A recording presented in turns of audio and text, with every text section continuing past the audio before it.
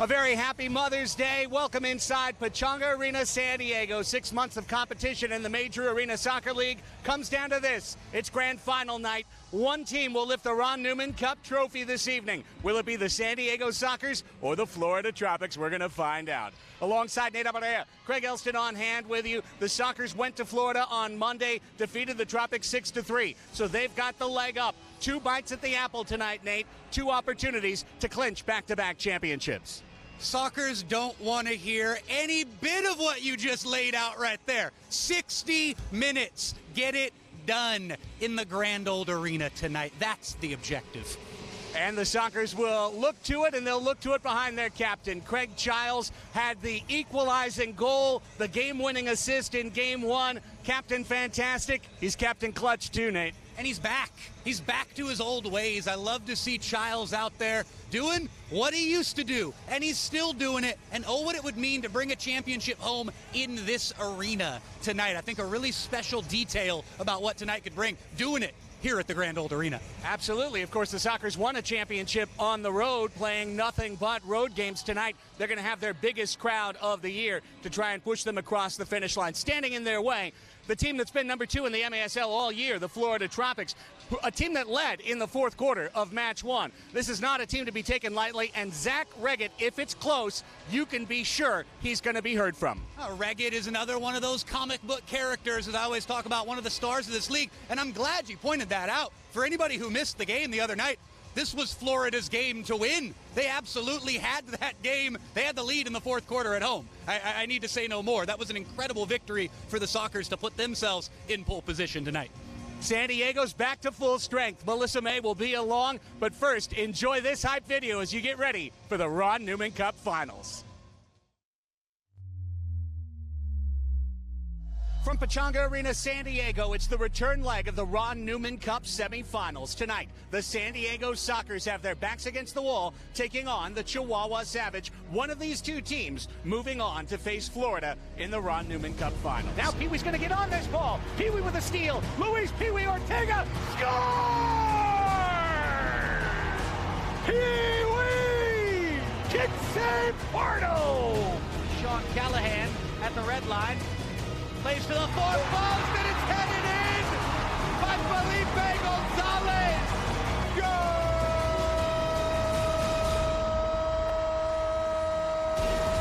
Goal! Goal! Childs on the quick restart. Made the extra pass. Gutierrez, Topo on target and in! And sending the Sockers to match 3. And Christian Gutierrez Will shoot and score! Serta's got a Scoto. He scores! He scores! We're going to the finals! The best team in the MASL will play for the Ron Newman Cup once again.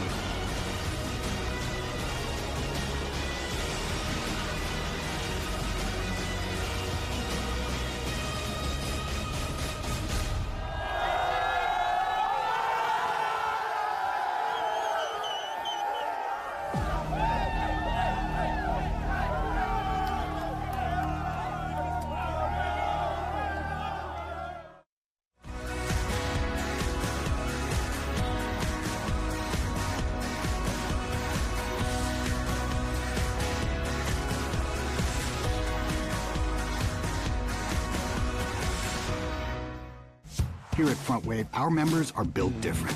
They don't just talk of success. They roll up their sleeves and get it done. And with serious value on banking, lending, saving, planning, Front Wave is right there with you. So dream big. We got you. Superstars aren't born. They are forged on the field. Benji shoots! Oh my goodness! Oh, no, he didn't do it! Start your journey at the MASL Pro Player Combine in Mesquite, Texas this October. Oh my word! You'll never see a volley of its equal! My jaw just dropped and punched my ankles. By Ian Bennett from distance. How did he do that? Learn more at maslsoccer.com.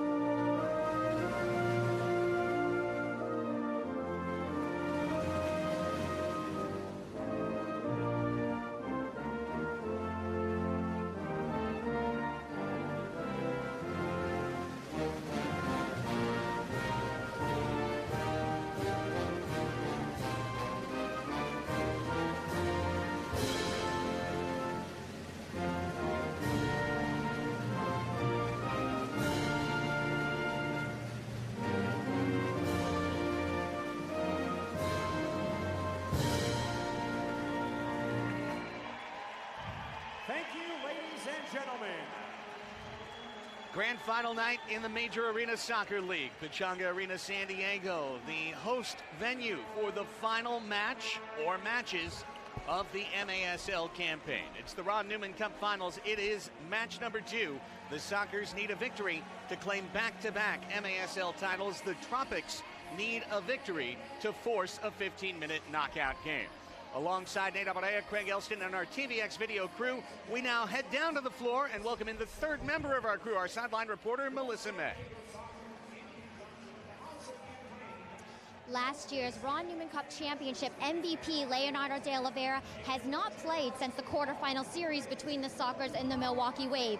But good news for Sockers fans, tonight the star forward did participate in pregame warm-ups and is in the starting lineup tonight. And with de Oliveira back on the field, the Sockers can take advantage of so many different opportunities on both sides of the ball that I'm sure they'll be doing tonight. I had a chance to speak with some Sockers players and coaches before tonight's game, and they're all treating this just like a regular game. But many of them are low-key excited that they're playing in the championship game here in San Diego in front of family and friends. And I wanted to end with Craig and Nate. It's been an honor this season being a part of this broadcasting team. What a 180 from last year with no home games to broadcast from. And finally, happy Mother's Day to all the mothers out there watching on Twitch and here at Pechanga Arena, especially my mother, Cindy Tuzeski, watching on Twitch from Massachusetts. Happy Mother's Day, Mama. I love you so much. Craig and Nate, back to you. Oh, Melissa, thank you so much. Wonderful message, and I'm just going to go ahead and use the moment to piggyback right off of it and offer happy Mother's Day wishes to all the moms, grandmoms, wives, caregivers, anyone who celebrates. We are so thankful to have you here, and as a moment of personal privilege, I'd like to say happy Mother's Day to my mother, Bonnie, who is watching up in Long Beach with my dad, Jim, and could not make it down to the arena tonight, but we are so thankful to have them on the receiving end of the broadcast, as well as my lovely wife, Mitzi, who is here in the arena, en casa, with my son, James. So to all the moms, grandmas, caregivers out there, we say happy Mother's Day. Happy Mother's Day to Mary Jane Welch up in Hollister, California. My grandmother, 83 years young, doing her thing. Watching plenty of playoff action in all sports over the last few days. Cheers and happy Mother's Day to my beloved mother, Peggy Sue Welch, up in Santa Cruz, California. Cheers to my sister, Crystal, mother of 2. Cheers to every mother out there today and every day of the year. The officials for today's match brought to you by Capelli, the official uniform sponsor of the MASL Game Officials. And our officials tonight, Shane Butler and Mark Kadlasek. Brian Elliott is the assistant referee. Arnold Baldo is the 4th official. Shane Butler, the winner of the Gino DiPolito Award as the MASL's top official this year. One thing we know, Shane will call a tight game. The Kansas City 20-card match. That was Shane. That was different. That was the one we said game. We would never mention again. Oh, yeah. We have opened the broadcast with. Well, point being, we're expecting a much lower count. There were no cards of any sort in match 1 of the finals, and we'd like to hope for something like that tonight. I'm glad you mentioned that. We've probably both just jinxed it, but with what we've seen across many of playoff actions over the last few days across all sports, I was very pleased with what we saw from both sides as far as cards and quote-unquote dark arts went in Game 1. It was a clean game. Here's hoping that we get another one. Courtesy of Front Wave Credit Union, the yellow rally towels are already in full motion here. What a crowd we've got at Pechanga Arena, San Diego, and believe me, they are still coming in. I'm getting the reports. People are still stuck in the gates. I think Los Brujos are almost entirely still on the wrong side of the gate. So whatever you're seeing right now as you're tuning in before minute 1, understand that by minute 20, it's going to look even bigger than this. The Sockers are in their blues. Blue kits with yellow socks running right to left across your screens. The Tropics are all in orange. And here we go. The whistle sounded. We are underway with match 2 of the Ron Newman Cup Finals. The Sockers, the Florida Tropics, trying to determine this year's championship team. Zach Reggett, who is the #1 scorer, especially in the playoffs for Florida, being marked by Mitchell Cardenas in the opening moments of action against Sockers right to left, Florida left to right. Whether you're watching us on your phone, your tablet, your laptop, or maybe you're streaming Twitch to the big screen. Rainer House is in net for Florida. He makes his 5th start of the playoffs, 3-1 with a 373 goals against, a 797 save percentage. Very good numbers for the Brazilian Rainer House, a very Brazilian-themed team. Wall ball looking for Taylor Bond, who then takes a flop in the box, trying to draw that initial call. Might have worked in an outdoor match, won't work here. As the ball is brought out to midfield and deflects off the chest of Tavoy Morgan. Morgan had a couple of goals in game 1 of the finals. Here's Escoto, who had the go-ahead goal. He scores and has the go-ahead goal to start things off. 1:06 into the match. Sockers on the good foot. Well, and one of the best attackers in the Major Arena Soccer League jumps into the arms of the goalkeeper of the year, who hasn't even had to make a save yet, in celebration of wrong footing. Boris Pardo's opposite number. You see it again one more time here. Escoto cutting in off that left side onto the right foot. Quite the opposite from what we're accustomed to with Escoto. It's always the shoulder dip onto the left foot. I think they caught just everybody off guard there. And Rainer House stood no chance. All of his weight leaning to his left. Nothing tucked back into the near post. And the Sockers have a 1-0 lead. 1 minute and 6 seconds in. An auspicious beginning indeed for the Sockers, courtesy of Jonas. Now a quick giveaway, looking to get Dieguez driven in. You know, and let's not forget, Craig, the last time Florida was in this building, what was it, 5-0 inside 5 minutes? Yeah, pretty much. I think it was 10 minutes, but yeah, it felt like 2 minutes. Felt like it was 10-0 inside 5 minutes. So if that happens again, trouble. Listed as an unassisted goal right now. Escoto at 1:06, his 4th of the playoffs. Pino digs a ball out. Here's Leonardo de Oliveira. Back out on the floor. Good to see him back. Oh my, missing the entire semifinals and game 1 of the finals with a calf strain that he has been receiving, I mean, every day, most hours treatment for the last 3 weeks to try and get back in this lineup. Here's Reggett. And Leo rips the ball away and starts the counterattack, and he sends in Rojo. Juan Manuel Rojo, soul roll, and House slams the door. And the House almost vacated the area there and committed a handball and would have been a blue card for Florida, but I think he was definitely within legality with that touch. Agree. Barely. It was close. But as we've seen in each of the last 2 Sockers games, a review accusing Boris of touching a ball outside the box. Needs to be conclusive, and I don't think you could have ever found a replay that showed anything other than House making a dynamite save to keep this 1-0. If it goes 2-0 right there, that's huge. That's lighting the wick on the candle of this game for sure. Giles trying to shovel the middle. Captain to captain, Serta. Gonzalez trying to crash in as well, and the ball skips under Cardenas' attempt to settle. And now here's Juras once again. Brandon Escoto sees Kyle Williams hold him off from his attempted wall pass to himself. Dieguez digs away, and here comes a 2v1. It's Dieguez with Reyes. Dieguez, and off the wall, Oliveira! Breno Oliveira had half a net wide open. That's a huge chance and a huge let-off for the Sockers. That should have been a 1-1 score. Dieguez, not only the run that he made, but that initial turn on the wall was just fantastic. Deserved a finish from his teammate. Wow. So could have been 2-0, could have been 1-1. All happening in minute 4 of this match. Here's Tavoy's first touch, first goal! Oh my goodness, and Tavoy got some discomfort out of that one. No dance, but the fans celebrate a 2-0 lead. A cause for concern here because Tavoy Morgan, the only thing he loves. Oh, he got from his own teammate. Yeah, inadvertent knee to the face from Charlie. Pino gets this assist at 3:30. Tavoy's fine. It was a knee kind of to the midsection right there, and Charlie actually took it a little bit to the ankle there. I was going to say, it takes a lot for Tavoy Morgan to not show the dance moves, but he's all good. The goal is good. What a goal. And with 11:30 left in the first quarter, the Sockers have doubled their advantage. Tavoy Morgan, Spanish Town rocking for 2-0 SD.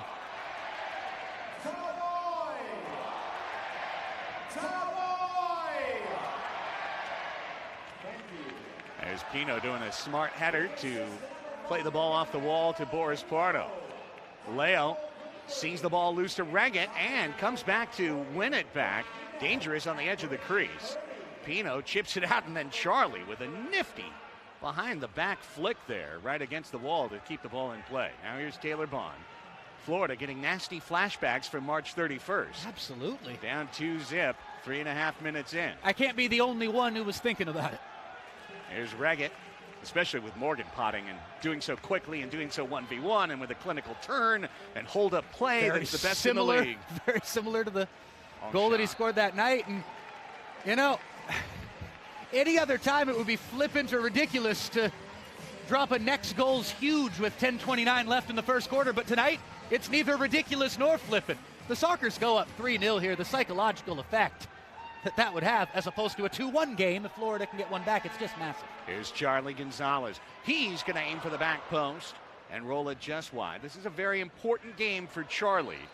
He is appearing in his first Game 2 of the Ron Newman Cup Finals. If you remember last year's drama, Gonzalez was the engine of the Ontario Fury attack, along, of course, with perennial MVP candidate Frank Taillou.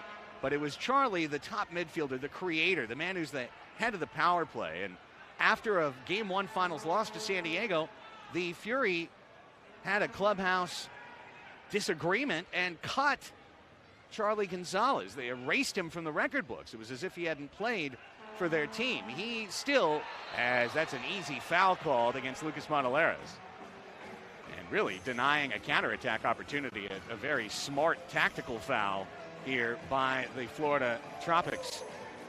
Definitely not a blue card, however. Good common foul call by Kadlasic along the wall. Regardless, there's a little joking around the training floor this week, Nate, in terms of, hey, Charlie, you're still here, you know. Like, hey, we didn't erase your stats, we didn't cut you, but believe me when I tell you, this means a lot to him. He's in a place where he's appreciated, he's in a place where he's loved as a player and as a person, and he has performed all year. Craig Childs finding Pee-wee. Pee-wee's ridden off. Pee-wee just couldn't get it out from underneath his own feet. Oliveira. Slow to get up as well. Yeah, Oliveira did well on the challenge. Bruno Oliveira, who missed the open goal, at least prevented a goal here for Florida. Cardenas will race this one down, chased by J.P. Reyes. The Tropics suffered a very important injury at the end of match 1. Ricardo Carvalho is not in the lineup tonight and is not listed as available for selection. Here's Childs. And we understood that he hurt his hand toward the end of match 1. This ball out of play. Did not know if it would affect his availability for tonight or if he'd come in with a cast or something. But Ricardo Carvalho, a 41-point scorer in the regular season, is not in this lineup. And in addition to the already missing Vic Moraligwe, Bruno Henrique, and Yoshio Sandoval, that's 4 starters for the Tropics not available on Grand Final day. Zach Reggett and the Tropics will fight with everyone they have for every minute of this match.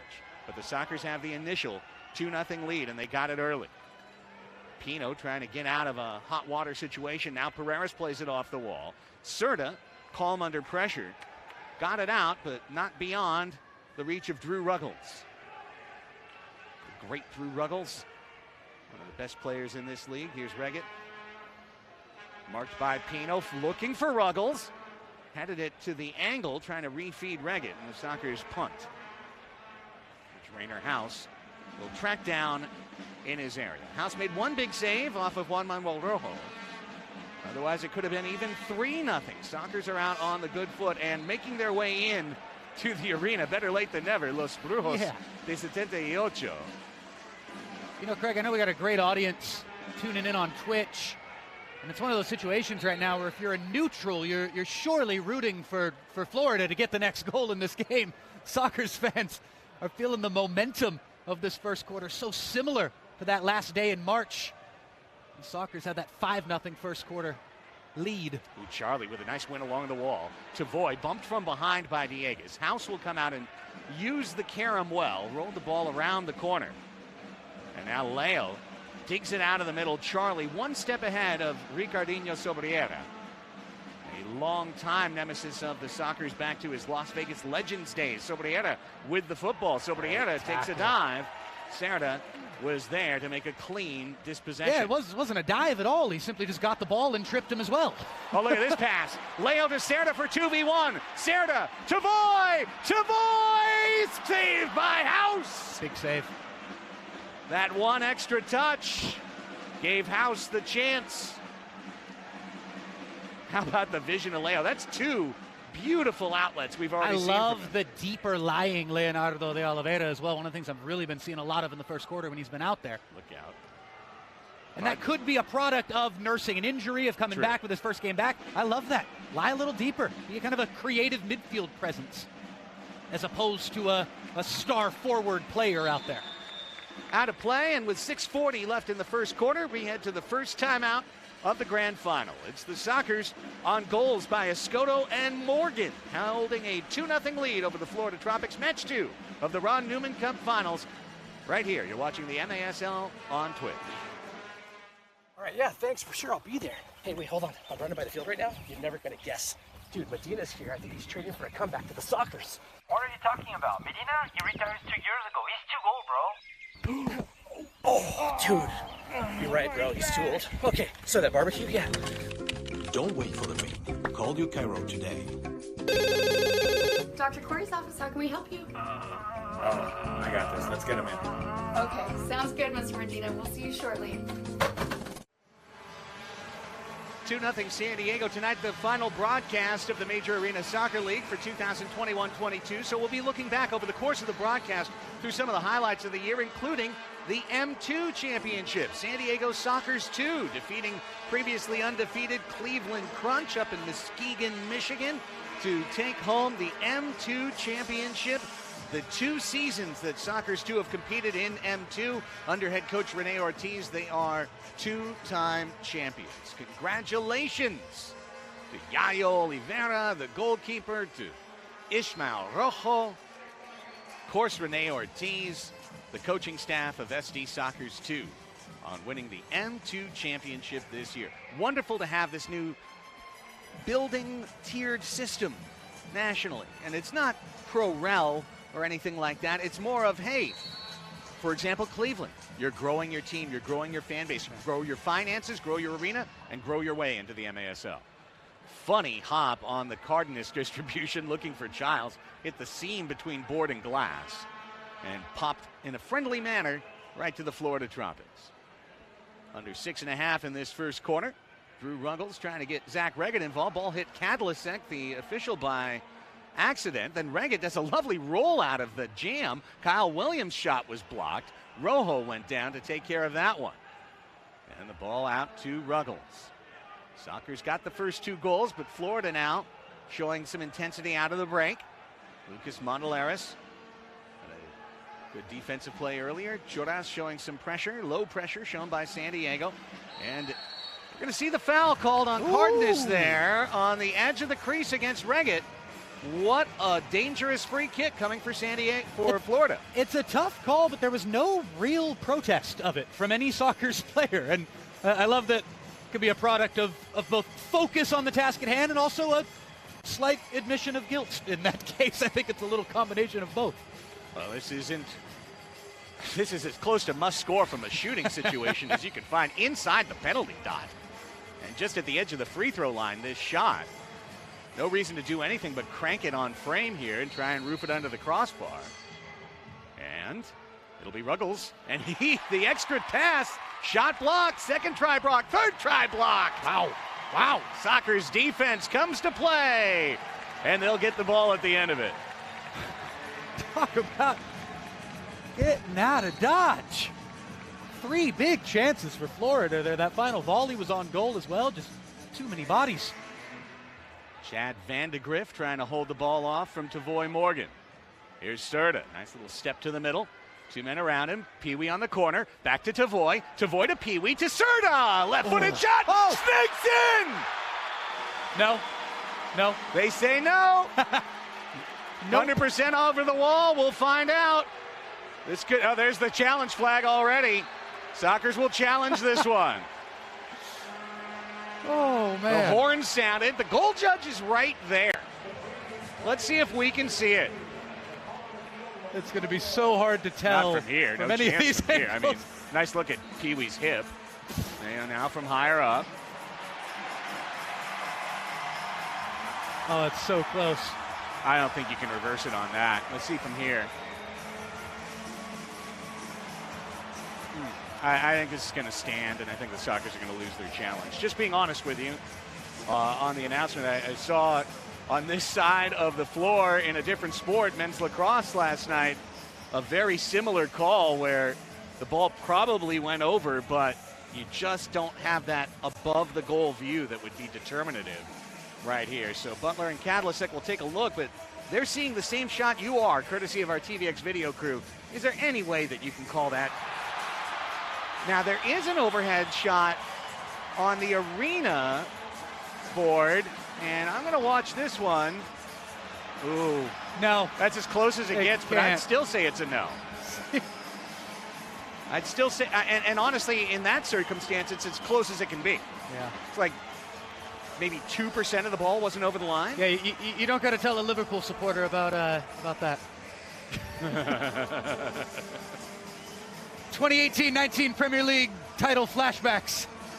This is the 30th video review of the Ron Newman Cup playoffs. 12 have been overturned. 17 previously have stood. The average length of review is less than 90 seconds. It's been 73 seconds. This one will go over, of course, the average. But you have to understand, not only is this a critical review, San Diego's only opportunity to use video review tonight, whether they're right or wrong. It seems like a challenge flag that was thrown with a lot of emotion. And maybe how much impact does this call really have on the Sockers right now, as opposed to something maybe later in the game, right, where you're wondering, man, I wish I had that flag still. Sure. Well, anything that is a +1 or -1, I think is worthy of review, right? Understandable. You know, if you can get to 3-0, that's really big. Right. As I'm talking about next goal being huge there. Right. I mean, that would be the next goal. Literally the next thing. It would live up to the title. Here comes the call from down on the floor. Shane Butler, Mark Kadlicek, they are conferring. They're making sure they totally agree. No goal is the answer. And I do think that is the right call. The right call. The call stands. The fans boo. However, pretty sure it didn't go all the way over. And Kadlicek is explaining to Clay Roberts, who's angry about something. Roberts, one of the best records in the league the last 3 years, 46, 6, and 5 in the regular season. The last 5 years, he is furious. But what was he so mad about? It was a review. The review happened. And his team, Florida still trailed by only 2 goals. I feel like it could be a lot more right now. It could be 3 or 4. They could have held their hands up and it would be 3. Here's 2-1 as Pereiras gets the centering pass, and talk about a change in momentum. Instead of 3-0, it felt like the Sockers were still in video review. And Florida has made the Ron Newman Cup final spicy again. Next goal, huge. There you go. You see, just pinned in the corner. 1 ball beats 4 players. Yep. 1 ball from tucked in the corner, almost facing a triple team. Sensational cross. And Boris, not even the goalkeeper of the year, could do anything to keep out that right-footed finish from Pereiras. Big moment for Florida.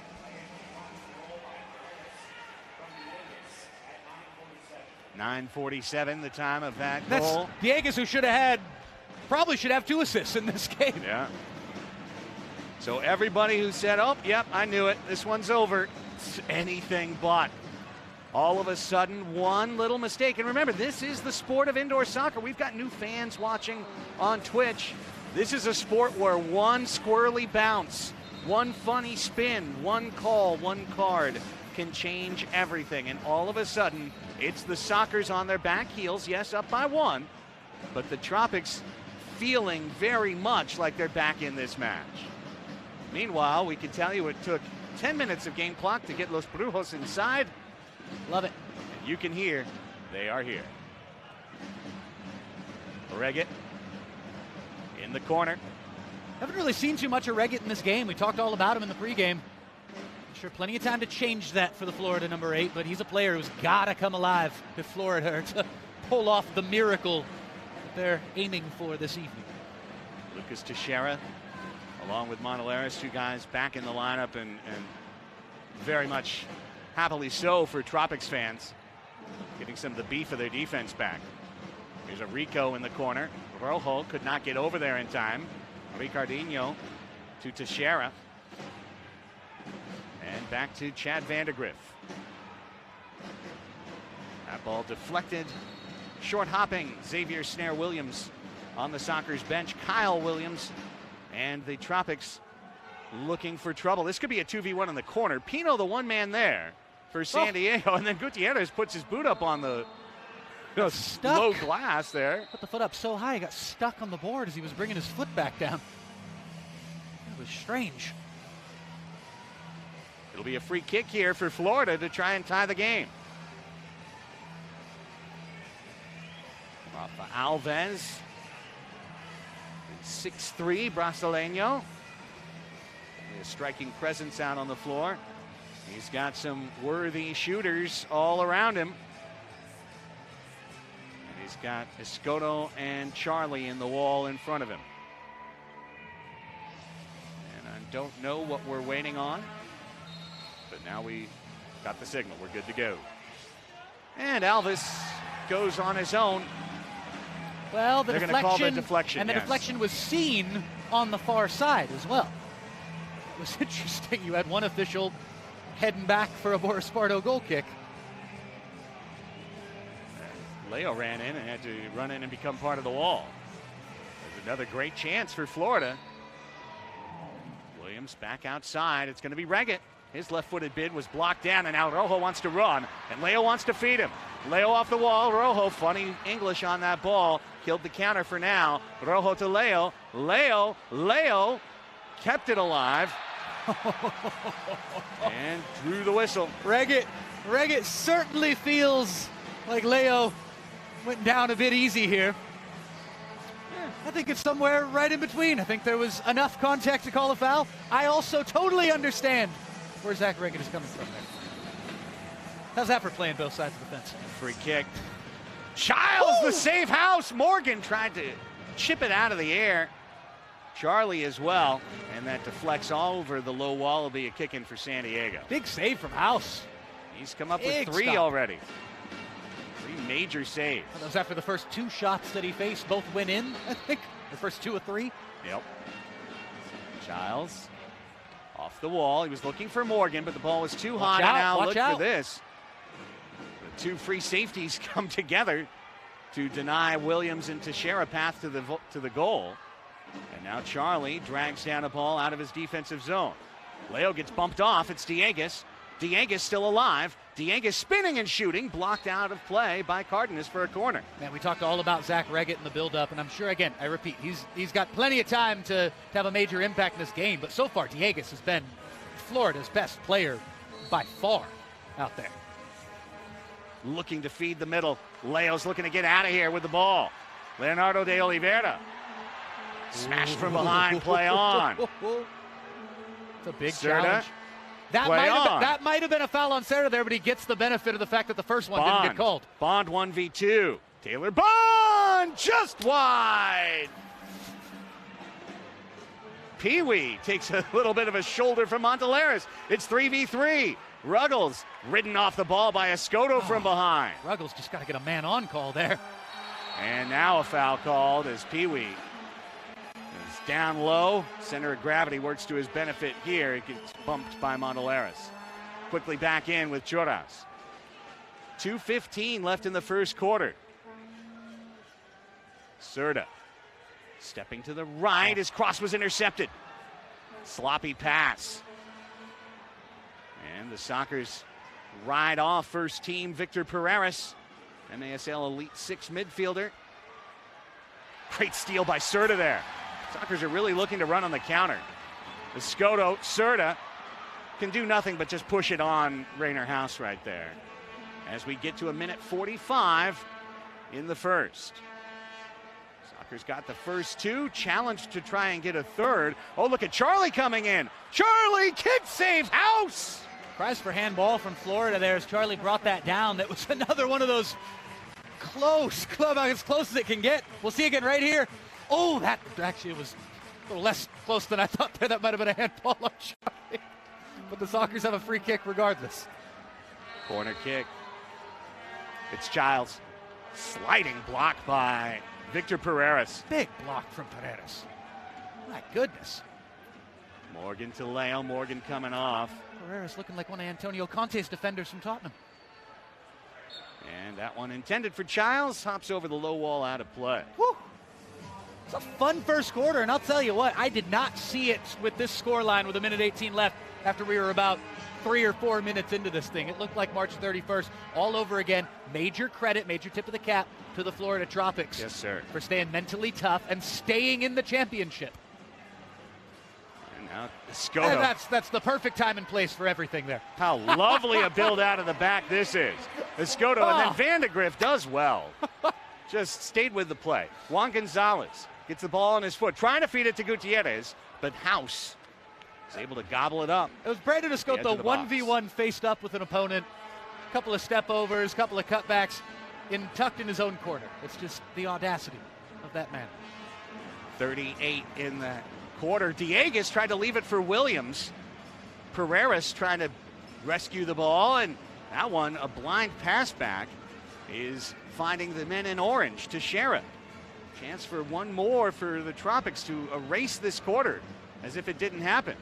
Gutierrez stepping up on defense with 15 seconds left in the first. House chips it off of the Jumbotron scoreboard. It'll be a red line free kick for San Diego. Really the second time we've seen that all year. Well, soccer's magic could spring here. 13.5 seconds. Shout out Ice Cube, E40, Snoop Dogg, and Too Short coming to Pechanga Arena Thursday, May 19th. Rainer just wanted to check out more details. Sounds like a hell of a show.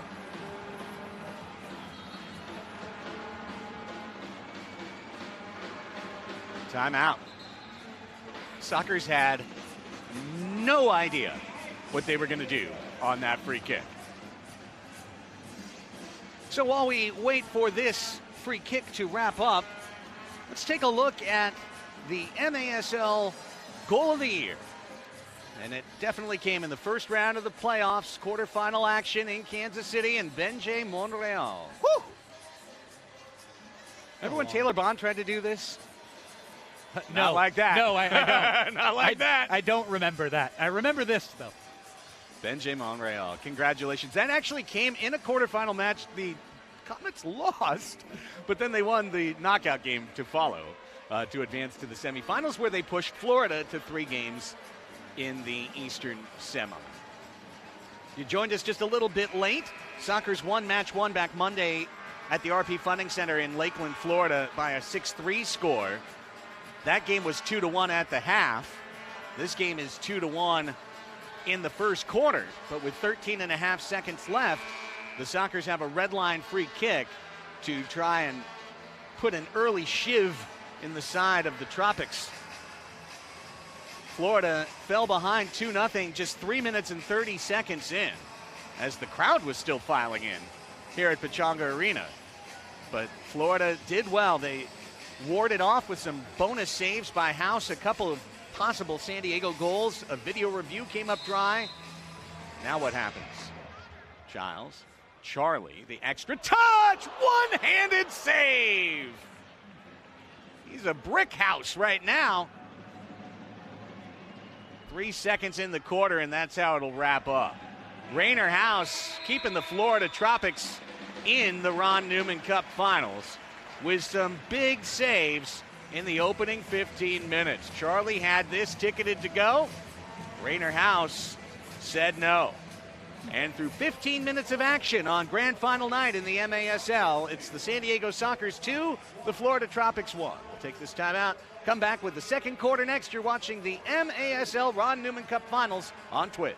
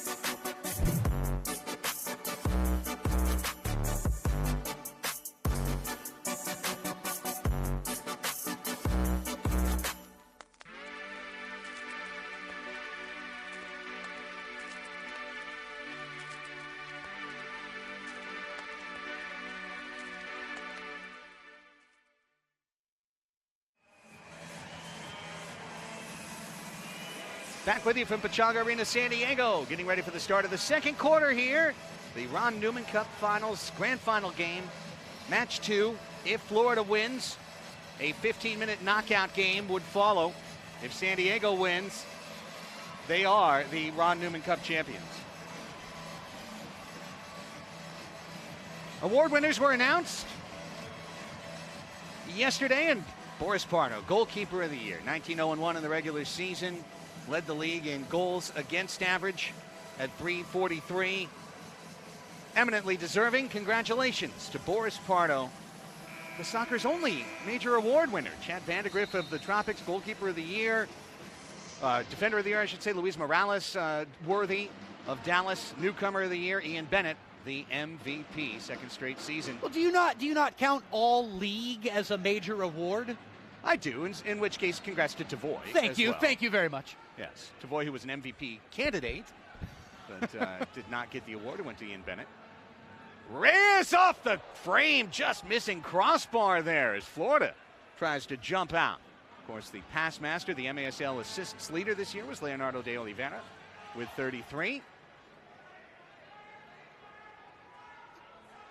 And that is a Craig Elston formed award, though. That is not an official. Now renamed. No, they literally called it the pass master. Here is Reggett, bumped off. Reyes scores! Oliveira, pardon me. Bruno Oliveira has tied the final. 2-2. As the Sockers see the Tropics run all around them to tie it up.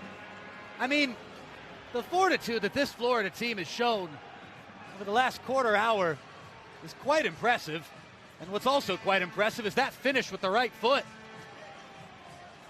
Just a fantastic finish in the end of it there from Oliveira. We always talk about the Brazilian flair with this Florida team. It was a hammer down into the lower corner. Nothing the goalkeeper of the year even could do about it. Second of the playoffs for Bruno Oliveira from Reggett. 47 seconds into the quarter. Okay, and both Sockers, what do you have? Both times that Florida have scored, correct me if I'm wrong, Craig, has it not felt like San Diego have been half shut off? Yeah, both 100%. times? 100%. The Sockers look extremely flat right now, and they're about to give up a possible breakaway, crying for the foul. It's Ruggles looking for the lead. There is, I thought advantage was being played, but it was not. It's the counter that's on, and taken away just like that by the man I was confusing for Oliveira, number 23, Reyes. 23, not 32. Here comes Pereira looking for the lead to Dieguez. Ball was spilled. Pino had to get it out of there on the edge of the box. And the Sockers, since the 4th minute, have been not much since that flag, honestly. They looked like they were in control of the game. The flag shut everything down. It was such a delay. I feel like it kind of killed their own momentum. I agree with you, actually. I think that really backfired in a way that was not anticipated by Phil. I love when you agree with me, Craig. Here's Pee Wee. Great work out of a double-team tackle attempt, trying to get the ball off the wall to Escoto. Vandegrift was there to take it away. Pereira's attempt to shovel along the south wall, chipped out, and then Vandegrift rescued it again, and Serta brings it back to Boris Pardo.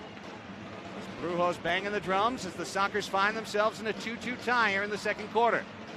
Charlie. Ball got out in front of him. Bond challenged by Serta. Serta steals the ball. Serta from Charlie. Serta to Charlie. What a save again! Rainer House leveled up. I honestly thought that was going to be a goal. Kind of speechless. That's a brilliant just save. Drop my pen, drop my phone. That was really, really impressive. Rainer House is trying to lead the Tropics to the promised land tonight. I mean, that was a goalkeeper of the year type save. It really right there. was. It really was. Loose ball that Reggett has to rescue. Not to be confused with Boris Pardo, but my goodness, House. One of the best saves we've seen all season. He had 6 saves in the first quarter. In a huge moment, too. Yeah. That's a huge, huge save with context as well. Off the wall, Cardenas read it. Leo's in the corner. Found Charlie. Back to Leo, but Leo's in the washer That's here. a foul. And he gets fouled. A whack the ankle there. Sobriera. We'll see on the replay right here. Just ow. Going for the ball. Honestly, that's right to his... Found the ankle. To the leg that's given him so much trouble. funny how they have a way of finding it. What are you, a Memphis Grizzlies beat writer? Lower body injury only. No comment. No more. No more. No more. Charlie saw a good play by Teixeira, and now look at this. Sobriera was open for a moment inside the box. And Enrico was holding his hands up to the roof saying, you got to play that first time. Foul on Teixeira. That was a sensational cross into a danger area. I say cross, it came from a most central location. How he angled that in. Super impressive. Savoy spins on Alves. Brought down, and if he's brought down there, he's the last man in, but Butler, the official of the year, calls a common foul. Wonder why, as we see on the replay here, so the contact's early. Savoy goes down there. It's either not a foul or, okay. I'm just can't help but wonder if Savoy could have stayed on his feet and had a shot on goal directly with the keeper there. I talked about that all season long. Sometimes staying on your feet is the best competitive option. Giles, Escoto, one touch, and a goal! Golazo. Churras puts the Sockers back on top.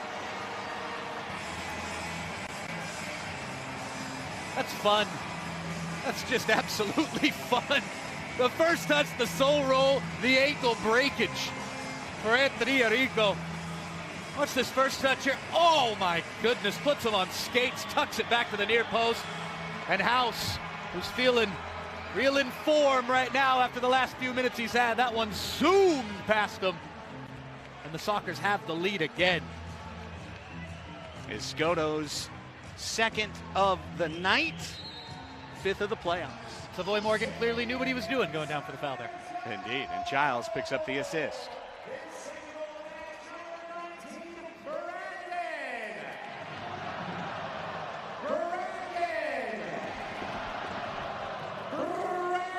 About it. Gutierrez fouled along the north wall by Williams. Was he underwater there? What was that? Yeah, it looked like he was blowing bubbles in his milk. Random. That's why we call him Motorboat McClurg.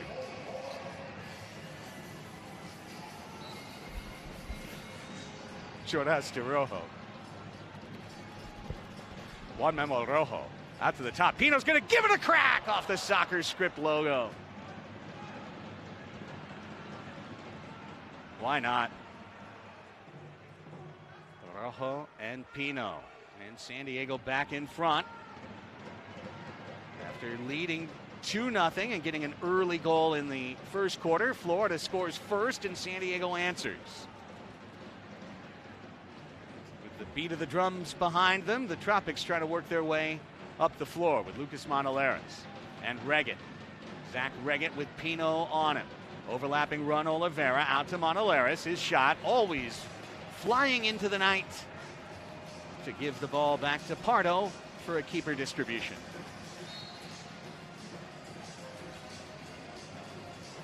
Boris said he'd wear the green jersey tonight to honor the legends of the past, including one of the all-time greats who I understand is in the building. I haven't seen him yet myself, but Victor Nogueira is reportedly here tonight.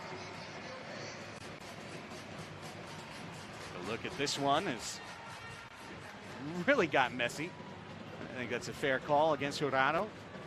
Under 10 to play in the second quarter. Teixeira bends this ball, looking for Reggett. Double team. Ball popped into the box, however. Knocked down by Bond, knocked down by Gutierrez.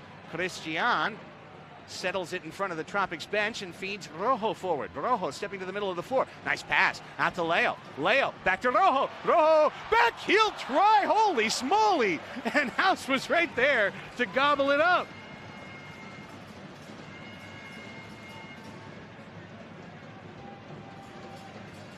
Vandegrift.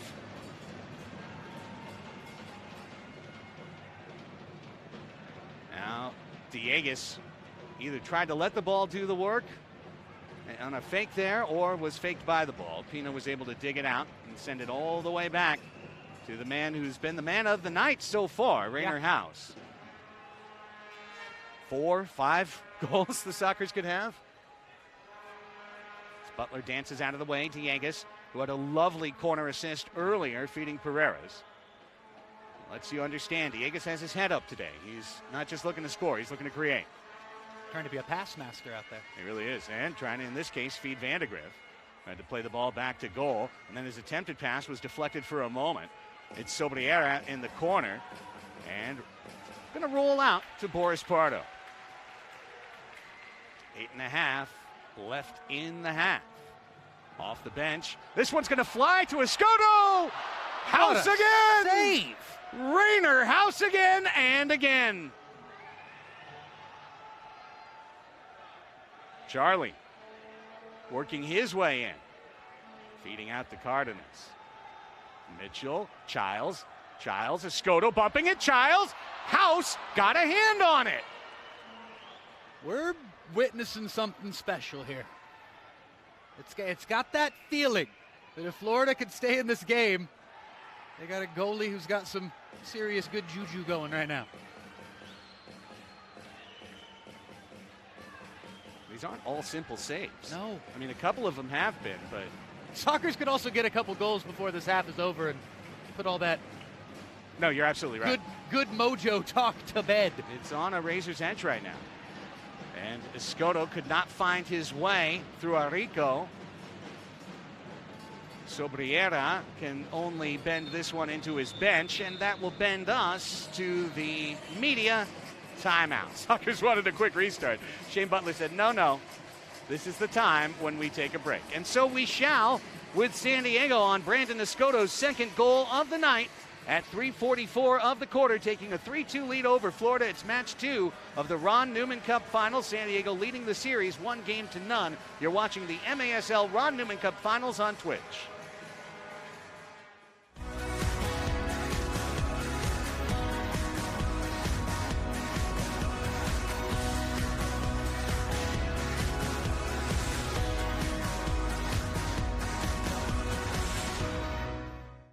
Here at Front Wave, our members are built different.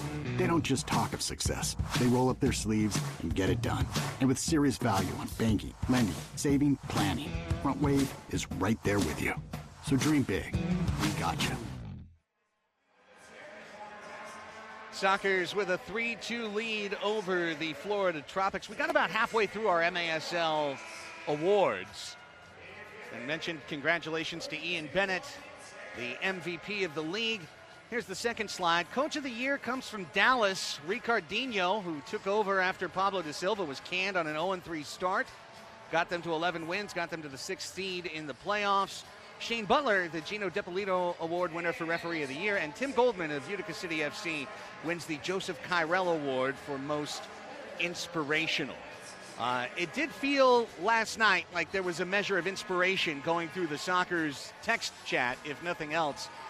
Inspiration in the sense of being upset that head coach Phil Salvaggio was not honored as Coach of the Year. Phil won 23 out of 24 games on the heels of winning the championship, and instead the decision was made to award a team for going from bad to average in Dallas, as opposed to being the best team in the league and setting a points record, having 10 more points than the second place team. Is that what's a guy got to do kind of feel about it? It really does. Alvis was able to get to that ball in the air ahead of Morgan at 6-3 on 5-9. No big shocker. And then Rojo rifles one into the Florida bench. Nonetheless, it did have people talking. And it's no diss to Ricardinho. It's more of, what does Phil have to do? Go 24-0? Or if he did, would they even care? Here's Reggett. Oh, wide open for the moment was Kyle Williams, but now Oliveira kicked off the line. Mitchell Cardenas rescues the lead for now. Big stop. Reggett still alive. Save Pardo. Big chances have happened on both ends in this quarter. Oh, Gutierrez won it away. Gutierrez. Oh, the call comes wow. late. He had to think about it. He had to replay it in his head before he blew the whistle. That's exactly what just happened here. And the handball is whistled against Gutierrez. Craig, tell me. Okay. I'll take it. Yeah, I think it was. And I don't mind an official doing that at any level in any sport. Take a half a second and think about it. If you make the right call, Make absolutely. the right call. Ruggles and the Tropics fighting for a tie in game 2. Remember, they need to win this to force a 15-minute knockout game to decide the championship. They have to do what the Sockers did against Chihuahua. So correct. There's their inspiration. Difference being, of course, the Sockers had the home crowd. That one off of Pee Wee Schnoz. Howie. Boris on the edge of his box. Able to take it away. 6 minutes left in the half. Good feed from Charlie to Childs. Back to Leo.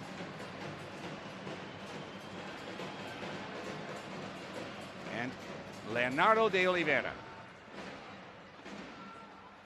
Here's Rojo. Lovely speed burst. One man more. Rojo shoots. Oh, he hits the post and crossbar joint. Just inches from a golazo. Leo. Oh, to Charlie. Charlie! Save House. I love House flexing after that save with the chest. Oh, he's too. feeling it, man. And he absolutely should. This is a fun league. It's a fun sport. We love showmanship. Have it. Pereira on the attack. 52 points in the regular season. Dieguez off the glass. And Rojo. Rojo is always looking to run a fly pattern. Here he goes again. And well done to hold him off, but Gutierrez turns to face. Gutierrez shoots, punched away by House, and then down to his knees, Montelares. Oh, handball on Pino there. Call that from the top row of the north side, and we did. Here's Pereira. Under 5 to play in the second quarter. Florida's shown a ton of moxie here tonight. Great competitive spirit by a team that wants to win their first franchise championship. Foul on Ruggles. For getting the hand check up on Juan Gonzalez. If Juan holds his balance there, there's no whistle. But because he was pushed to his seat. Quick restart to Tavoy, who had that goal in the first. Double team. He's trying to dig his way out of this? Looks like he is, and it's not going to work. And Arico is able to feed this one down the floor, but Pardo was there a step ahead reading the play. Arico knocks it out of bounds, and it'll be a kick-in for the Sockers in front of the officials' boxes. I want to say kudos to Ray Biggs and Warren Barton announcing the game on Sirius XM FC, channel 157. Thanks to Sirius XM for their coverage of the MASL down the stretch here, including live broadcasts of both games of the finals. Here's Gerardo Jurado. Jurado bends a left-footed try a little bit wide. Ooh, if this stays in play, it does. Vandegrift was at risk of conceding a top-of-the-arc chance. Instead, Boris Pardo uses his touch. Serta trying to get his way out of a double team. Pino now with Morgan with a man in the back. Oh, what a great pass to Serta! House, ooh, so close to touching it outside the box. That was innovative from Tavoy Morgan. Really was. But using the wall, my goodness. 3:40 is where the clock stands. Bruno Oliveira has a goal tonight. He's under pressure from Jurado. Gutierrez is showing high pressure. House punts it down the middle. Reggett works well to get to the ball, but then kicked it over the low wall and out of play. There's 3.5 left in the half. Coming up at halftime, we'll bring you an interview we recorded prior to the match with MASL Commissioner Keith Tozer, who is in the house tonight. Childs shoulders down the long pass. Charlie refeed. Childs, knew that was a bad touch. He ran out quickly to try and avoid a counterattack. And then he's going to race off as fast as he can to get the defensive Gutierrez back on the floor. Here's Pino. Well done. That went off the hand of Guerrero Pino as well. Rush by Gutierrez, but he could not pass that ball to himself. Here's Ricardinho. He got past Churas. He feeds the middle. Reggett tried to hold the ball up. Just didn't have the ball come to him graciously enough. And Reggett is yelling at the officials right now. And you knew that was going to be a frustration foul from Reggett. Easy call, and the card is out. And you could see it happen from a mile away, right as I'm talking about Reggett kind of losing composure there. I've already talked about the frustrating first half that the Florida Star has had. And it was frustration with not getting a call at the other end, and moments prior there was definitely a handball that should have been whistled against Guerrero Pino, but you gotta move on with life, and you could see that foul being committed almost in slow motion as he's hunting down from behind there, and just a silly tug of the shirt, and the first man advantage of the game in what's been a very clean game. Just a frustration foul from Florida's leading scorer. First power play of the finals comes in the second quarter of First match in 2. either game, that's right. Yeah, this will count either to 42 seconds or a Sockers goal, which could build upon a 3-2 lead. Escoto with Charlie, with Childs, Morgan, and Leo, your power play unit. It's Teixeira with Vandegrift, Ruggles, and Alvis. And Morgan saw that ball corkscrew off his leg and wind up being a simple pop fly for Rainer House. San Diego in the playoffs is 5 for 7 on the power play, and they've got a chance here. It's Chordas down the middle. Chordas on a brace, had the ball out to his side. Ooh, and House again batting the ball right on the line of the box, but he stayed in. Living on the edge. Meanwhile, Florida's done well on the PK in the playoffs. They have killed 5 of 6. Minute 5 left in this man advantage on the Zach Reggett hold. Here's Leo. Leo back in after missing 4 straight playoff games. Over to Charlie. Childs is waiting on the wing. Childs crosses Leo. Leo's trying to keep an eye on everybody. It's Escoto. Back to Leo, crossing. Childs shooting. There's another save by Rainer House. Man, oh man. H-A-U-S-S. SS for super strong tonight. Wow. Lefty shot save. Rebound Tavoy. And from his seat, Vandegrift was able to keep it away from Tavoy Morgan. There's 25 seconds left in the power play. Is this 2 touches on... No, what is it? 3-line pass on Florida is what it was. So close. Sockers players immediately appealed for it. They got it. And as such, free kick time. 25, it's Childs. Childs with the extra touch, just wide. Escoto. Escoto to Charlie. Charlie has Teixeira on ice skates. Childs shot blocked by Vandegrift. Teixeira lost it on a crazy hop. 7 seconds. Morgan off of the post. Leo off the glass. That's how the power play comes to an end. As out of the box is Reggett. Let Childs another chance. Morgan tried to cross it, and Ruggles was able to chip it out. There's 34 seconds left as Reggett comes sprinting along full pace. That was quite the impressive penalty kill from the Florida Tropics. Tip of the cap again. Also, Sockers just missed. Leo looking for Morgan for a heartbreaker right there in the final minute. 15 seconds. Instead, Teixeira says, what can I do? Teixeira saw his pass, almost stolen. Now back to Ruggles. Ruggles dancing in. 8 seconds left. Ripped away by Gutierrez. The last chance will come for San Diego. With 3 seconds left, it's kicked off Alvis, and it will roll into the corner, which is how the half will come to an end. 1 goal for each side in the second quarter. Bruno Oliveira, just 47 seconds in from Zach Reggett, scored Florida's second in a row to make it a 2-2 match. However, San Diego's Brandon Escoto from Craig Childs at 3:44 regained the lead for San Diego. Sockers had a power play. Sockers came up empty on that. Halfway home, 3-2, Nate. Yeah, halfway there. Halfway to deciding, possibly if it ends in 60 minutes, we're halfway on the night to deciding a champion in the Major Arena Soccer League. And gonna repeat this one more time. After 4 or 5 minutes in this game, I did not have this as a 1-goal game at halftime. And that is, again, major credit to Florida for hanging in this game. They're a goal back. They've come back from 2-0 down to 2-2 in this game. They're going to have to come back with at least 1 and have a clean defensive performance, but we'll see if they can do it. What a first half. Sockers outshot Florida 10-2 in the second quarter, 19-8 in the first half, but the lead's just 1. Let's hear Melissa May's interview with head coach Phil Salvaggio. Coach, how enjoyable is it to be back in Pechanga Arena in front of home fans playing in the championship game? Well, it's incredible. What an incredible atmosphere. It's a great game, and it's a tough game. Absolutely, but bringing it such a tough game, at least you have Leonardo de Oliveira back in your lineup. How is it important to have a game-changing player like that in the championship? Well, we need everyone, not just on one, so it's a team effort here.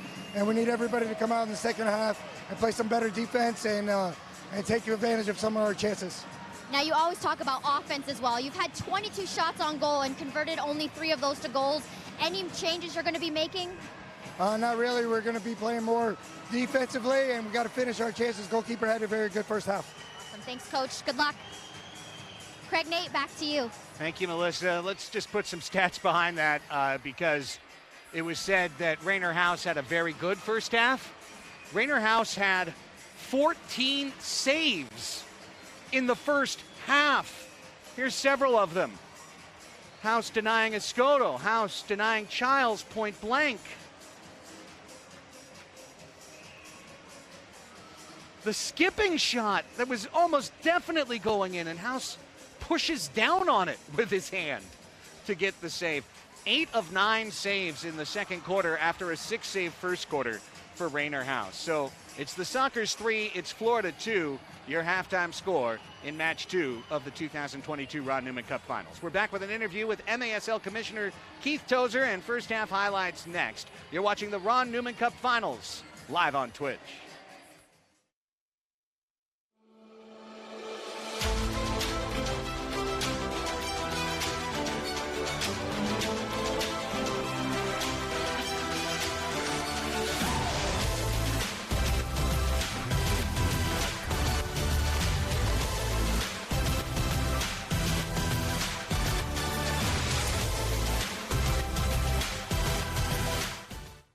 Yeah, thanks, for sure, I'll be there.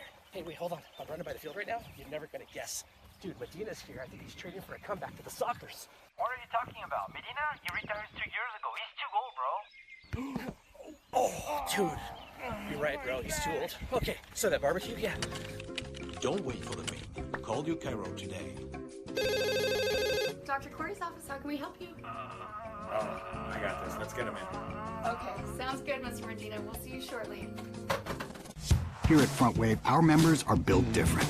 They don't just talk of success. They roll up their sleeves and get it done. And with serious value on banking, lending, saving, planning, Front Wave is right there with you. So dream big. We got you. Superstars aren't born. They are forged on the field. Benji, shoot! Oh my goodness! No, he didn't do it! Start your journey at the MASL Pro Player Combine in Mesquite, Texas this October. Oh my word! You'll never see a volley of its equal! My jaw just dropped and punched my ankles.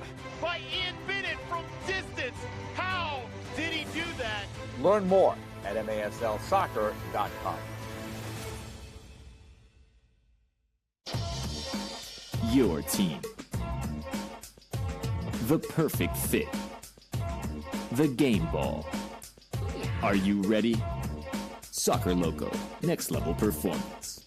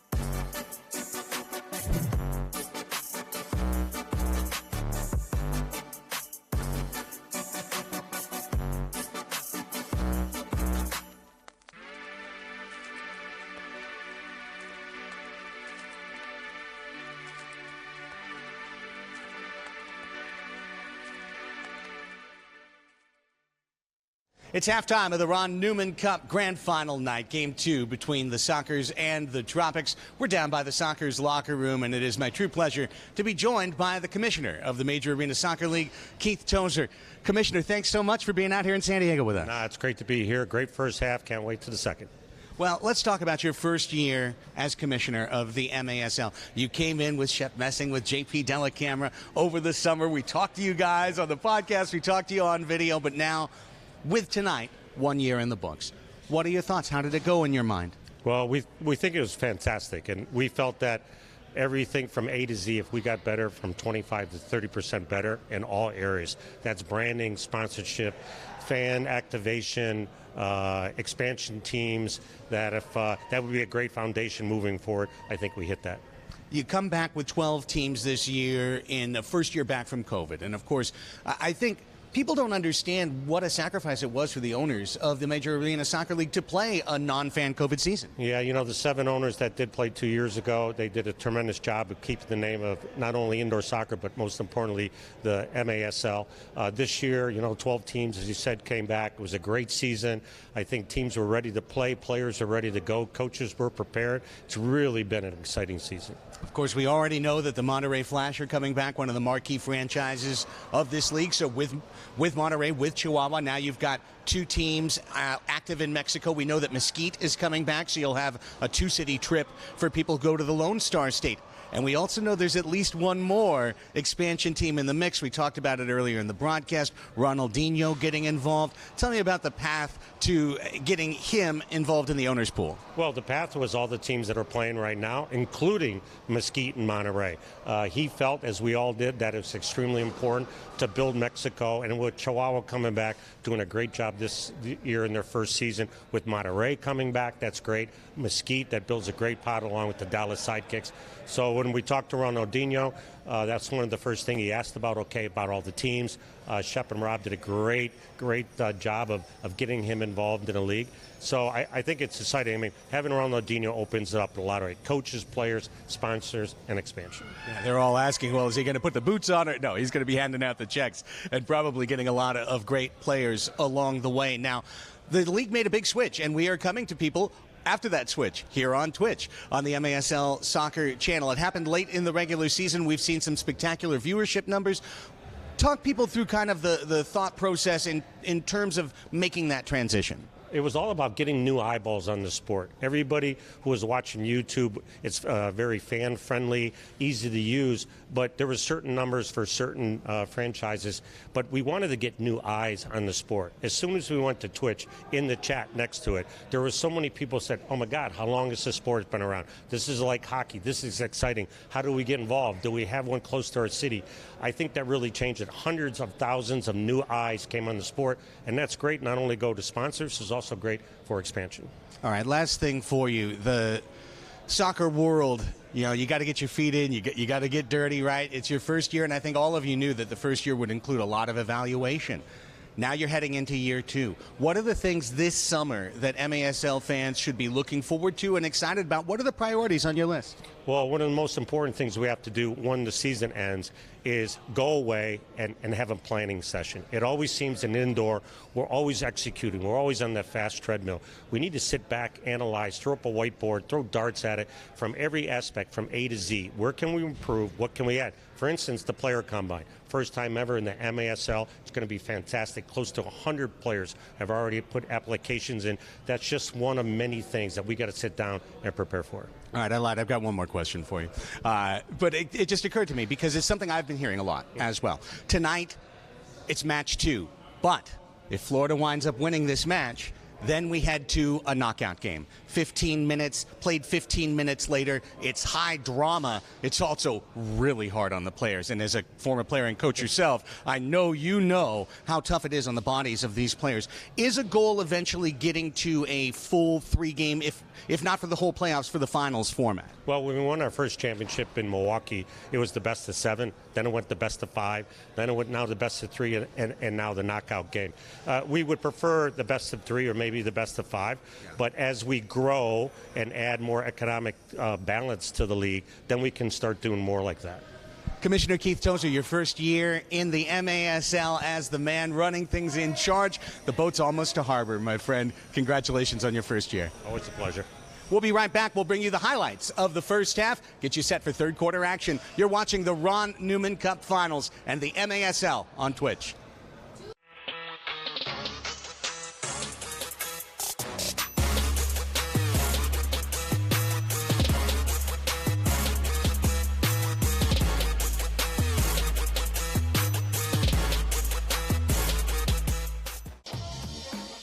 your team. The perfect fit. The game ball. Are you ready? Soccer Loco, next level performance.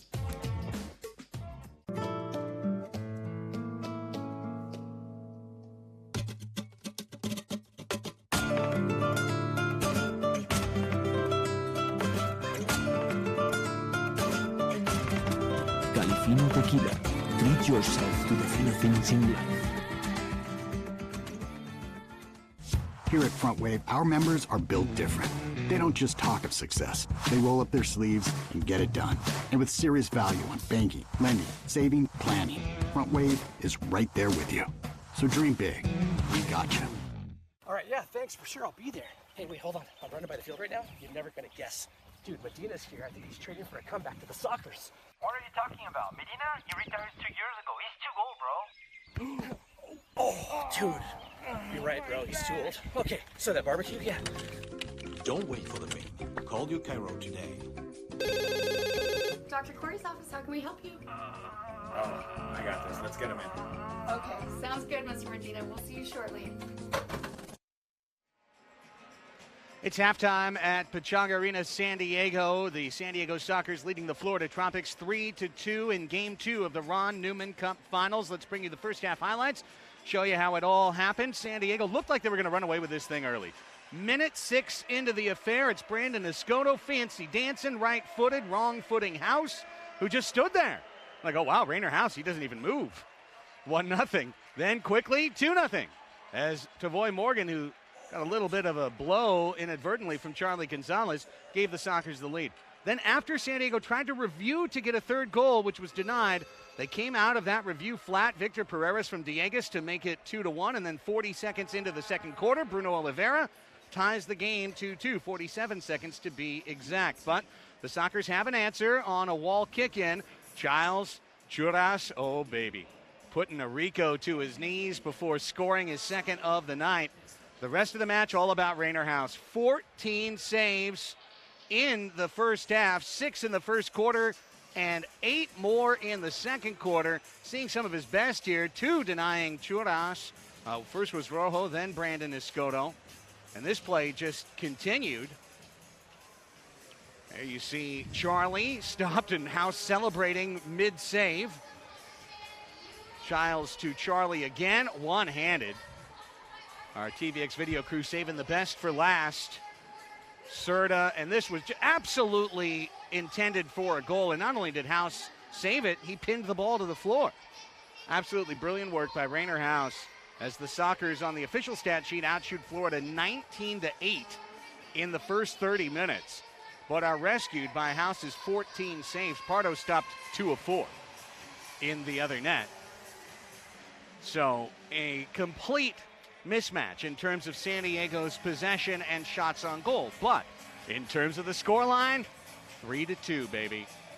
Nothing to be said about that. So, as we get ready for the start of the third quarter, want to remind you of a couple things. First of all, we've talked so much, Nate, about the MASL and how well things have been going from a content standpoint. MASL primetime. When this match is over, make sure to check out the best highlights, interviews, and action from the MASL each week. Coming out on Wednesday, Alex Bastiavansky will have the Ron Newman Cup Finals recap on MASL Primetime. Of course, our mates MASL Monday hosts, Adam Snavely and Pablo Morer from The Athletic. They're in the house tonight. Very excited to meet both Adam and Pablo. And we look forward to what they have to say at the end of this one.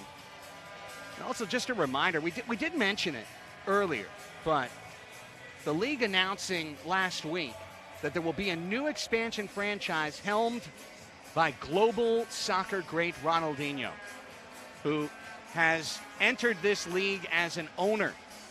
An owner. They have not announced where his franchise will be located yet.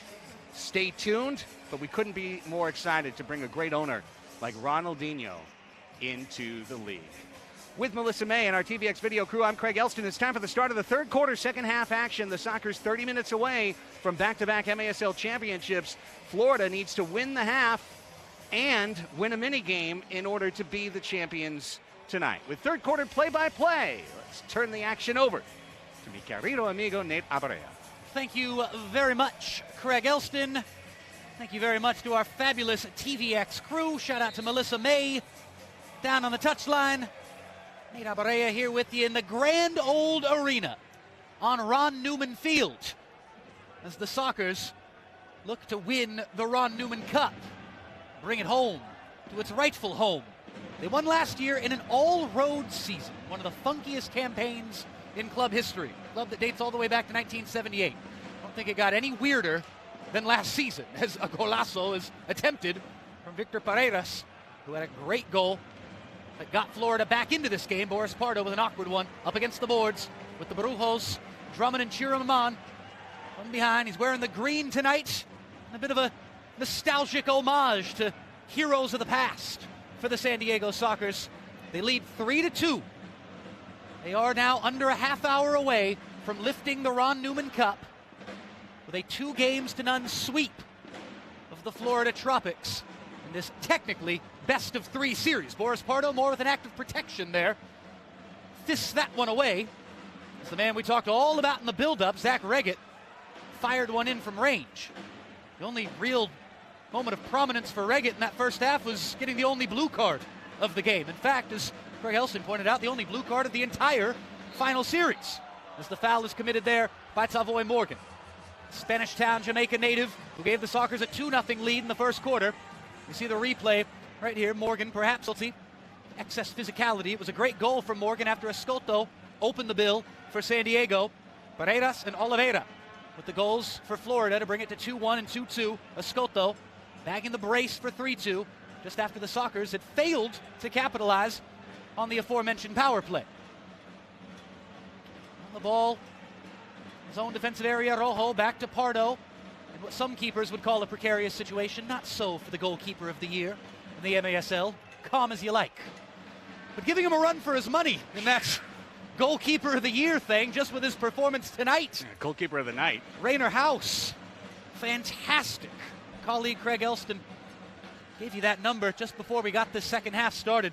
14 saves in the first half. You can do the quick math there. Sockers have 3 goals. That means of the 17 shots that he faced, he saved 14 of them. You can figure out what the percentage was there. I'm going to call the game. Here comes, for San Diego, Luis Piwi Ortega.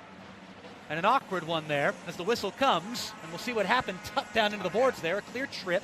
And the Sockers will change lines completely. 5 new players out in blue for San Diego, attacking from right to left on your screens, wherever and however you're watching this thing. Shout out to everybody tuning in for the first time on Twitch. Here come the Sockers. Really an opportunity in front of goal. Instead, it circles back to Brandon Escoto. Churras, Escoto, across the red line. Escoto, still Escoto, off the boards. Comes down for Leonardo de Oliveira. Leo. A couple of razzle-dazzle moves there. It comes back to Childs. Drives low. Shot blocked. Played out calmly. I think JP Reyes was possibly heading for a line change. Instead, now look at JP Reyes. JP Reyes drives. Rebound. Rolls in. Goal!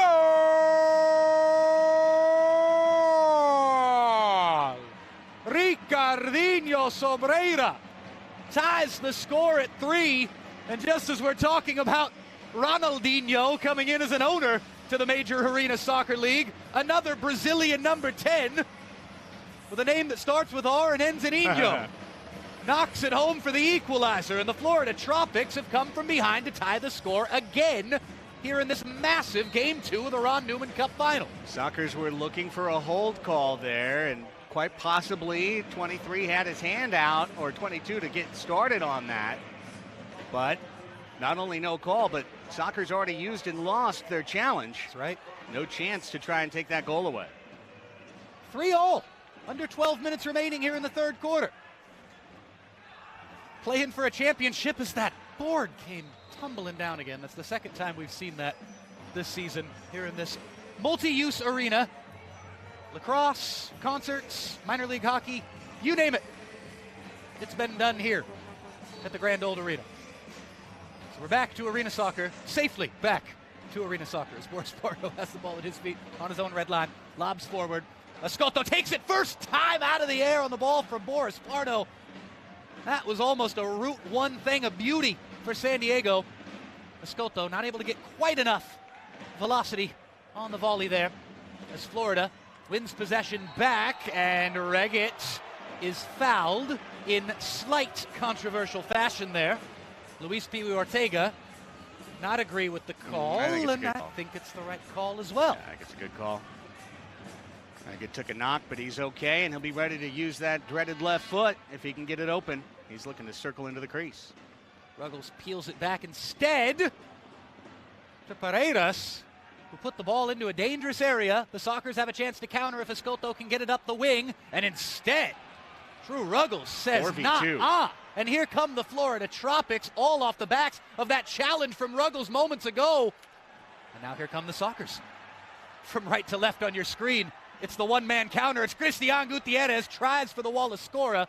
It doesn't come off. Leo, that was a tough one for Leo. All the momentum there with Kyle Williams. Williams goes down and gets the call. By the way, Escoto is receiving treatment from trainer Paul Savage. He hobbled off the floor at the end of that shift. Boris Pardo comes out and plays it with the feet in the end of it. Boris has been a bit shaky in the last quarter, and of course for the best keeper of the year, you never expect those moments. It's the high standards that you hold yourself to.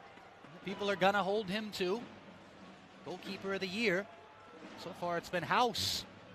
You could say, what a well, giveaway. we'll get back to that momentarily because here comes Taylor Bond off the boards. Little panic there from Bond, but Florida calm it down ever so slightly. Arico can't get anything going, and here comes San Diego. And the Blue Brigade. The ball at the feet. Jurado. Now they change lines. Peel back to Cardenas. We've played 5 minutes in this third quarter. If you're just joining us, the Sockers led 3-2 at halftime. Florida through Ricardinho. Not to be confused with Ronaldinho. With a kind of a scuffed finish in the end of it, but it was into an empty net after a great bit of build-up from his teammates. Sockers almost take the lead right back. Strong play from Rojo. Took a little shot to the Adam's apple there and whacked the arm away of Teixeira. Childs with the captain's armband peels back to Rojo. Deep breath from Rojo onto his right foot. What a save from House. He got his whole body behind it. He made far more spectacular saves in that second quarter, but that was still quite the exploits from a professional arena soccer keeper. Rainer House has been fantastic tonight. And he's given so much confidence to this Tropics team as a result. Leonardo de Oliveira, never short of confidence, even when he hasn't played for a few games. Missed game one, missed the semifinal against Chihuahua. Leo, pass a little off the mark, and that's a little hopeful fall to the floor there from Charlie Gonzalez. The visitors from Florida in orange and white.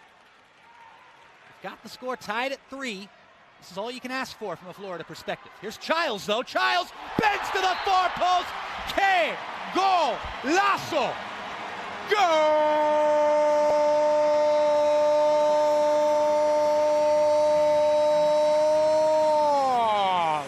San Diego! Pino's second assist, and just brilliance from Captain Clutch. When the Sockers have needed him all playoff, Craig Childs has delivered. Inch perfect, a fang of beauty at 6:29. That was 6:19. a thing at 6:19, or as some might say around these parts, at 6:19. It's San Diego 4. It's Florida 3. Who else? The elder statesman, the pride of Poway, Captain Fantastic, Craig Childs. Boris Pardo out with the feet. Christian Gutierrez across the halfway line. Pass behind Gonzalez, but right to the feet of Cerda. Cerda forward to Gonzalez. Gonzalez onto the right foot. Still Gonzalez shoots. Shot blocked up into the glass. And we all said exhale. to go. It said the ball stayed in play.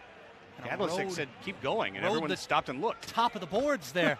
Wild. Surfing act from the ball itself. Be the ball. Wow. That's some. Be your future. Be the ball. Ooh, flying Hard challenge. There as Pee Wee fights through it. Over to Tavoy Morgan. Looking for a little Spanish Town magic, not to be for Tavoy. Apart from that one goal, as Tavoy Morgan commits a foul in frustration. He doesn't like the call, but it certainly was a foul. It's going to be a free kick for Florida.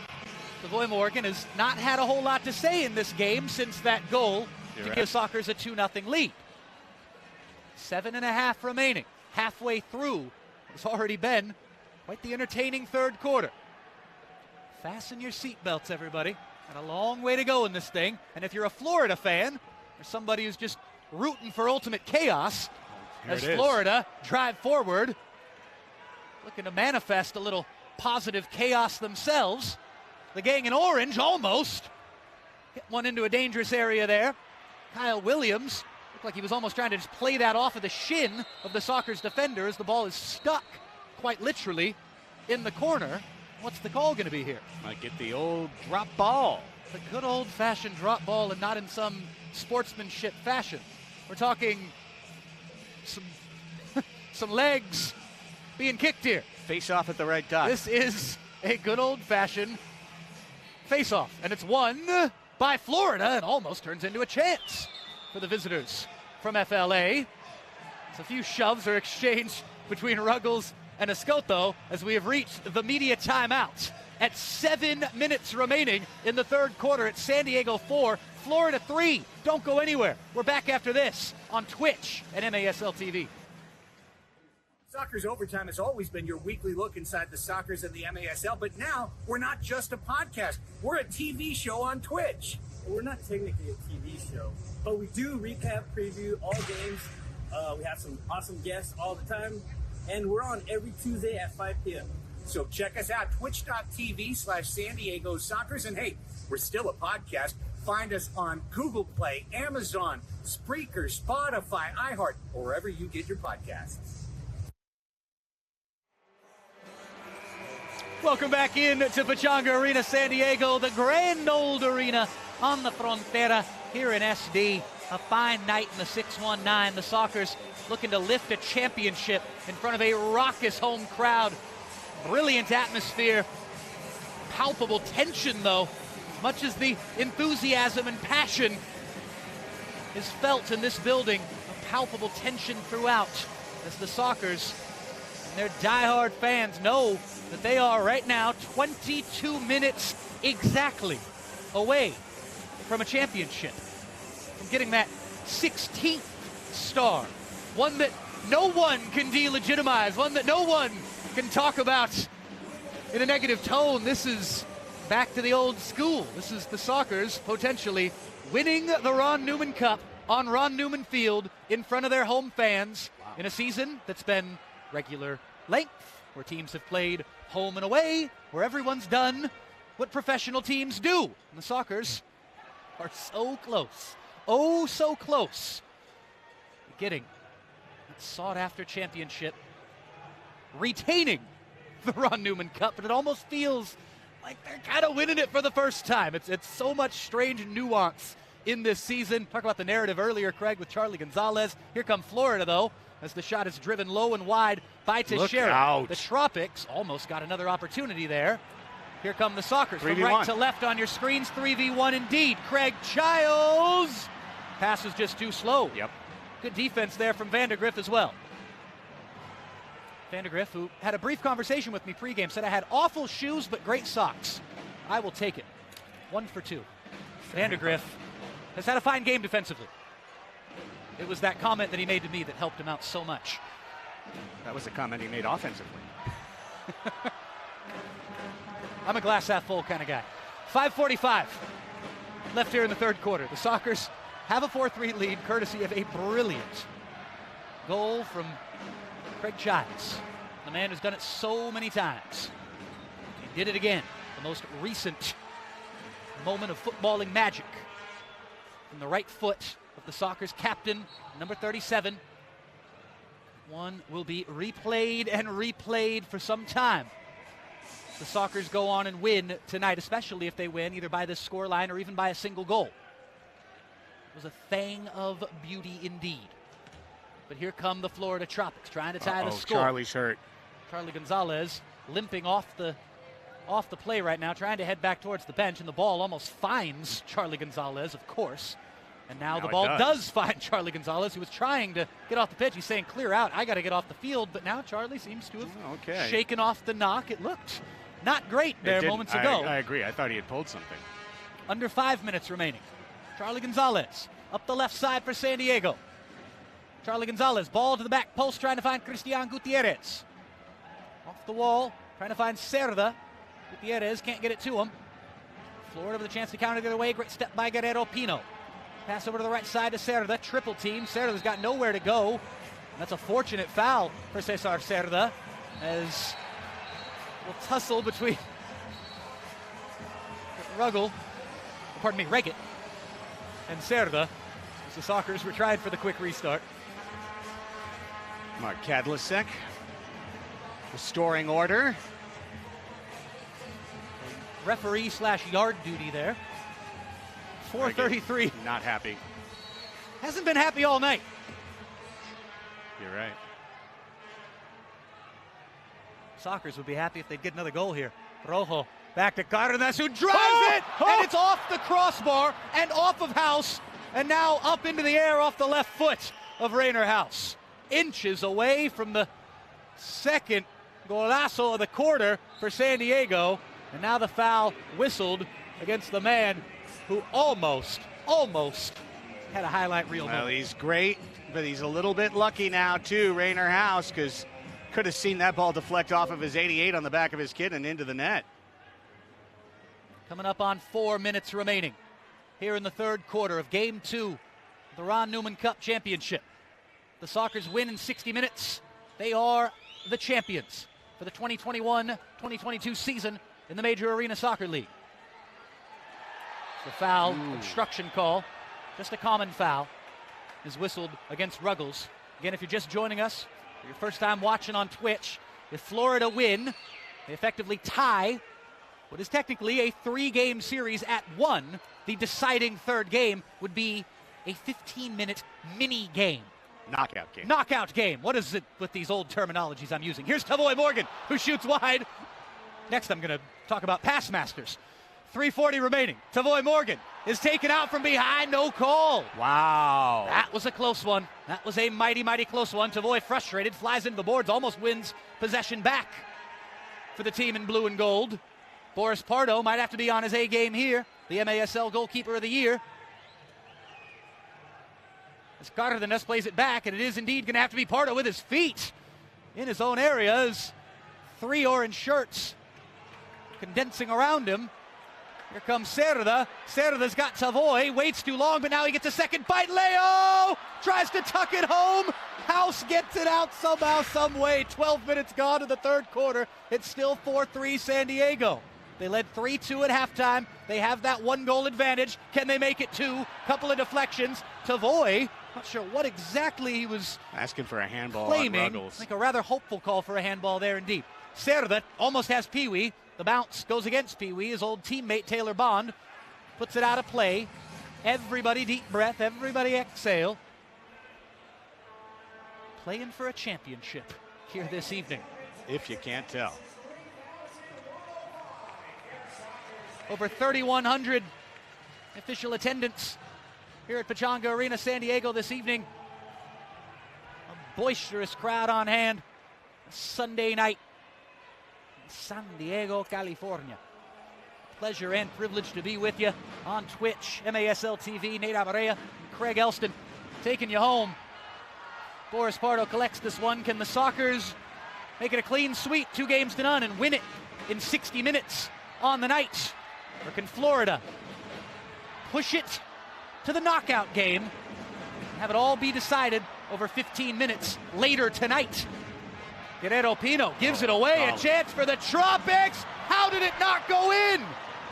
It's off the post and right back through the Florida player who was just waiting at the back post. And of all people, it was Ricardinho who scored the goal that tied this game at 3 earlier in this very quarter.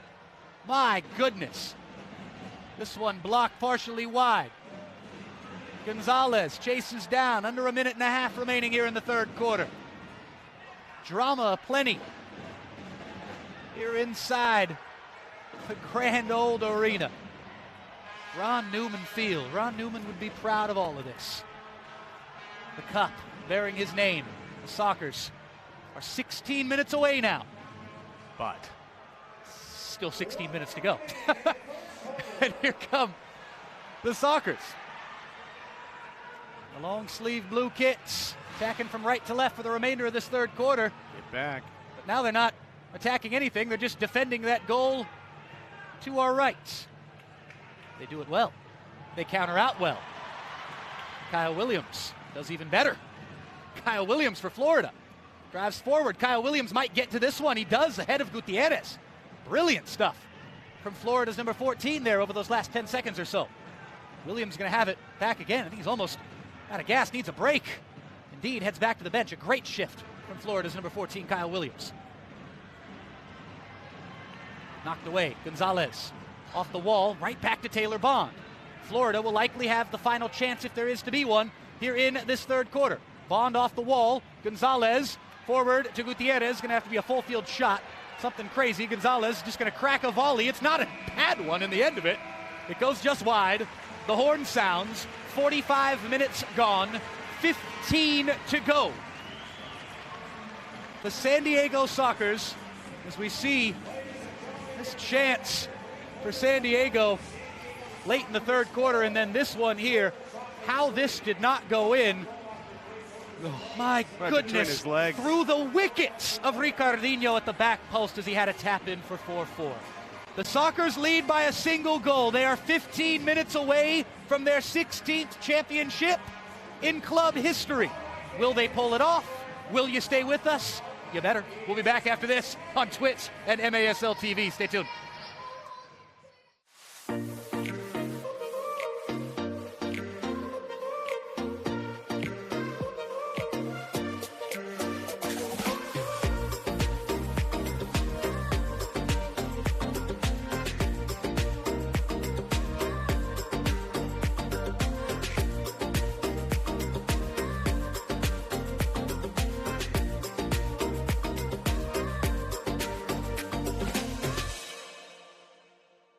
Thanks, for sure I'll be there. Hey, wait, hold on. I'm running by the field right now. You're never gonna guess.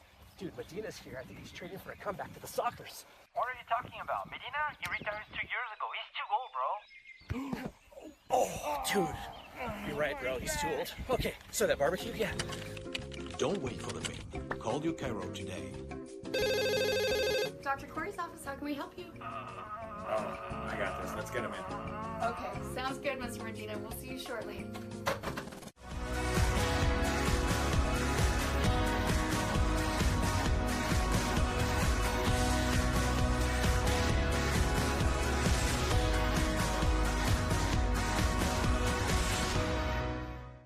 Here at Front Wave, our members are built different.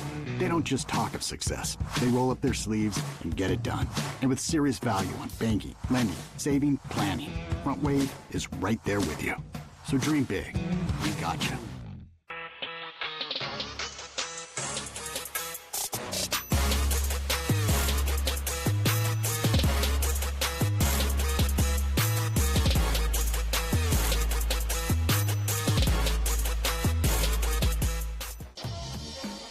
Your team. The perfect fit. The game ball. Are you ready? Soccer Loco, next level performance.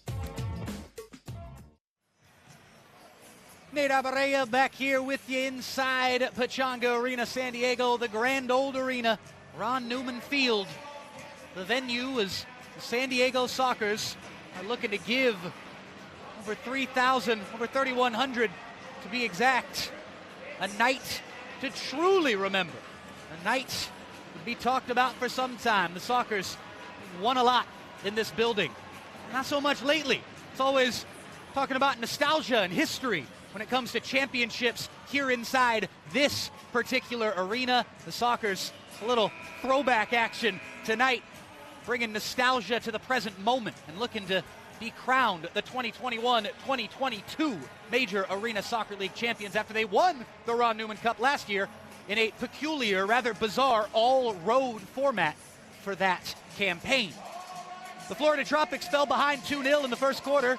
They fought back to 2-2. Sockers made it 3-2. Florida tied it at 3 early on in the third quarter, and then a golazo from captain Craig Childs made it 4-3. That's where it stands right now. The Sockers are 15 minutes away from destiny. And to take you the rest of the way with the play-by-play, I give you, with great pleasure, Mr. Craig Elston. A swirling sea of yellow rally towels greet the Sockers as the fourth quarter begins. Over 3,100 in the house here at Pechanga Arena in San Diego for the Sockers and the Tropics, and it's a chance for the equalizer. It's Bond on the run! Arico couldn't redirect that ball on the fly. Teixeira couldn't get on the end of the wall pass. Oh, my goodness. And the Sockers, who conceded in the first minute of the second quarter, were looking to do the same. Alves was able to fight off the much smaller Escoto. Dieguez is dancing his way in on offensive midfield, spinning, cartwheeling, getting past Escoto, and his tiptoe shot. And then he trips Escoto for the foul. Just a common foul, cries of a blue card. Well, it's not that far away from it, but there were many defenders behind the play. Escoto asking for a little help from Mark Kadlicek to get back up. Remember, he was hobbled in his last shift as well. It looks like he's favoring that right leg. He's coming off one more time. Head coach Phil Salvaggio looking on. Phil 31-12 lifetime in the playoffs. Oh, the deflected pass creates an opportunity quickly, but Cerda runs out and then feeds Pardo at maximum pressure. Ball gets up to Tavoy, 1v1. Tavoy taken off the ball well by Lucas Monaleras. Monaleras, fearless defending right there on a 39-goal scorer. If Tavoy gets hot in the fourth, this thing's over. If any Sockers player gets hot in the fourth, sure, it's curtains for Florida. Tavoy, through three guys, was able to get the ball back. Good hold-up play. He'll come off and Childs will come on. The first minute 20 is leached off this fourth quarter clock that'll feel like it's running at 0.25 speed for any Sockers fan. For any Florida fan, it feels like it's running at 1.5. Charlie to Cerda to Carloso Leonardo de Oliveira. And a little foul there on Florida. Leads to the instant casual restart. Charlie working his way in. Childs didn't have a path there. Now it's Childs to Cerda. And as the crowd and the Brujos drummers are rocking behind Rainer House. Here's Charlie. Charlie, foul call. Free kick for San Diego here. And we'll see the foul replay, a clear absolutely. Push and pull in the back. The Sockers, who kind of went cold after Florida tied it at 2. Sockers kind of went cold after they went 2-0 up. That failed challenge back in the first quarter. Remember, they got a 3-2 lead on a set piece at a very similar spot where they are right now. Back in that second quarter. It was Childs to Escoto for that one. Leo's coming to the middle, but Childs will try for the low shot. Sobriera blocks it. Getting that deja vu right as he said it. Escoto peeled off to that exact spot where he was on that set piece. Tavoy. Great work to bring that ball down. Churras on approach, 12:45 left in this fourth quarter. I'm out of my seat, Craig. Tavoy turning. He faces, he feeds the angle. Punched away by Ruggles, coming out. Off the crossbar, Pee-wee! Almost an absolute delight. Pino steps up and takes the ball away from the attempted counter of the Florida Tropics. Sockers showing a measure of possession here, and then Leo's going to give that one away. Bouncing gently off the head of Ruggles out to House. House's throw out to Kyle Williams. Williams trying to push his way past Pee-wee, gets past Leo. Here comes Williams on the shot, blocked by Pino. Sockers have two men out. Here comes Gutierrez down the middle of the floor. Christian Gutierrez, it's Escoto, the return pass. Too slow, hopping. Well, it was a brilliant defensive contribution there from Vandergriff, actually. The little bit of foot that Vandergriff got on it there. Oh, what a tackle of the ball by Pino there. Teixeira going for the all-out. Escoto stepping up, deflected, and then House, one-handed save off the deflection. I don't know what was more impressive there, the defensive slide and block there from Vandegrift, or ultimately the save from House as those two players slap 5. What a moment that was defensively for Florida. 11:32 left in a nervy fourth quarter. Sockers have dominated the shots on goal tonight. It was 22-9 through 3 quarters. 23-11 now. The narrowest of leads for the defending champs.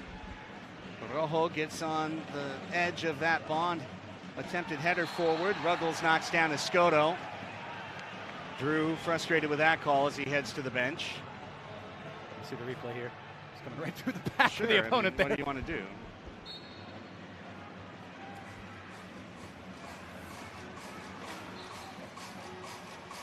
It's Brandon Escoto to Juan Manuel Rojo. Rojo on that left wall. He loves to dance up so often using that speed rush. Pino's marked closely by Bond. Sockers feel a nervous quietude enter Pechanga Arena San Diego. Childs being fronted well. Just outstanding work by Vandegrift to hold off Childs before the ball could bounce to Rainer House in the box. 4 minutes done with a little extra in the fourth quarter. Childs on his way to the bench, pressuring Lucas Teixeira. Well done. Gutierrez will probably play 10 minutes in this fourth quarter if it's a close game, which it is. Here's Pee Wee off the steal on the northern wall. Bad pass, trying to feed it to Escoto up the middle. Vandegrift stepped in the middle and he intercepted. 10.5 to play. Lucas Teixeira, room to approach the middle of the floor as Victor Pereira, their captain, runs on. Over to the bench wall, stepping in on the last moment was Bond. Bond tried to cut to the middle. Rojo took it away. Juan Manuel Rojo is 1-on-3 and very smartly backs it out and crosses the floor. Juan Gonzalez, his twin Felipe, not showing in the lineup here tonight. That attempted to cross that to Cardenas. It hit Charlie inadvertently, gave possession back to Florida. Charlie trying to jump in on the steal, and then Cardenas uses the sidewall to get it to Charlie and out to Cerda with under 10 to play, and Cerda hits it into the Florida bench just like that. 9:48, 4-3 San Diego. Childs the go-ahead goal at 6:19 of the third. Here's Teixeira. Back to Rafa Alves, and it's Reggett in the corner. Teixeira, 9.5 to play. Pereira on attack. Stop and go again. Looking for Sobriela, looking for Pereira. Save Pardo! Boris speaks in the fourth quarter. Cleaned out Gonzalez. There's your goalkeeper of the year. There's your moment from your goalkeeper of the year. He might have to make another big one as Gonzalez is slow to get up here. They're getting cleanly taken out there moments ago. That's a big stop from Boris going down to his right with that big right paw of his. Good stuff. They're calling for Savage to come out. Juan Gonzalez upset that he wasn't given time by Kadlacik essentially to recover. Because Savage steps on the field and Kadlacik wanted to make sure he did, that means Gonzalez can't stay on the field. He has to come off. And the Sockers will kick it out of their own zone. Boy, the tension so high. If you came to the broadcast late, Rainer House, 14 first half saves. The Florida goalkeeper has kept the Tropics in this game all night. Leo heads this ball, kept it down for a moment. Ricardinho ran on top of it. Reggett trying to feed runners. Leo came back. Great defense by Leonardo de Oliveira. 9 minutes to play in match 2 on grand final night. Sockers win, it's over. Florida needs to win to force a 15-minute game, a knockout game that would decide it. Great burst by Williams. Charlie doing his best to stay with him, and then Williams saw the ball get in front of him for a moment, tried to feed Dieguez in the middle. And that was a do-or-die play by Cardenas and Pardo. Sockers really being dangerous with the ball here. They can't use Pardo right now. He had already spent his touch. Gutierrez sees the ball over the low wall, out of play.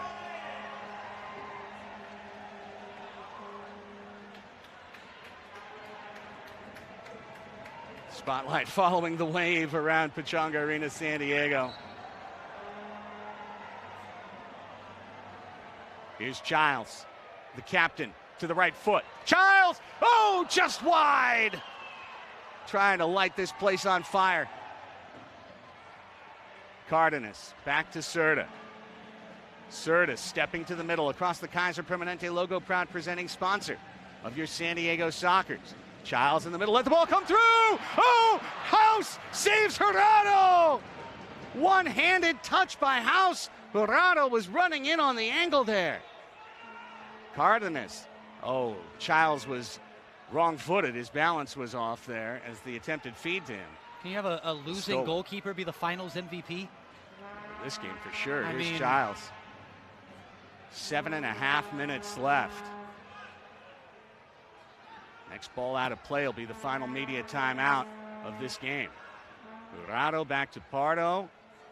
The Sockers have enjoyed most of the possession of this fourth quarter so far.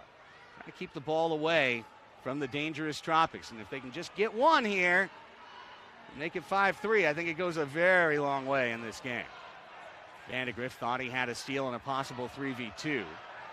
Now, Charlie, there's Tavoy getting held up, and it's a blue card, and that needs to be a blue card. Is that the strongest foul of the night? Of course not against JP Reyes. However, Morgan was the last man in.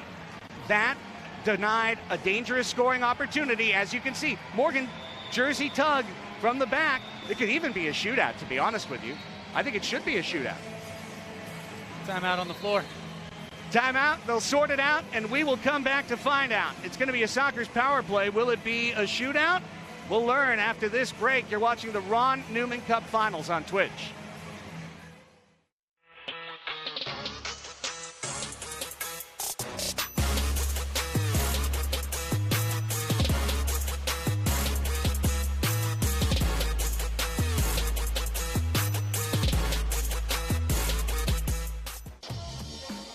Your team.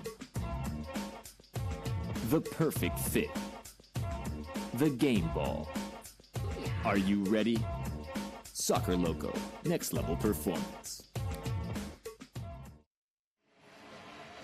The San Diego Sockers will have a power play. The question is, are they going to have a shootout? We haven't seen the ball placed down yet. Shane Butler, the Gino DiPolito winner, is the referee of the year in the MASL, talking with Mark Kadlicek. Well, let's Craig, watch it again, Nate. There's a review. Well, there was a consideration, Nate, and Clay Roberts, the head coach of Florida, chose not to challenge. So now the only question is, does the ball go to the middle of the red line for a shootout attempt? He was the last man in. I couldn't imagine a world in which he would not. I think this must be a shootout. However, the way it's the way it's being set up is for a common power play. That's very, very interesting to me, because he was definitely the last man in, and Ryan Sigich, the director of officials, is here, and maybe I can text him and find out why that's not a shootout. Nonetheless, a power play could be a clincher.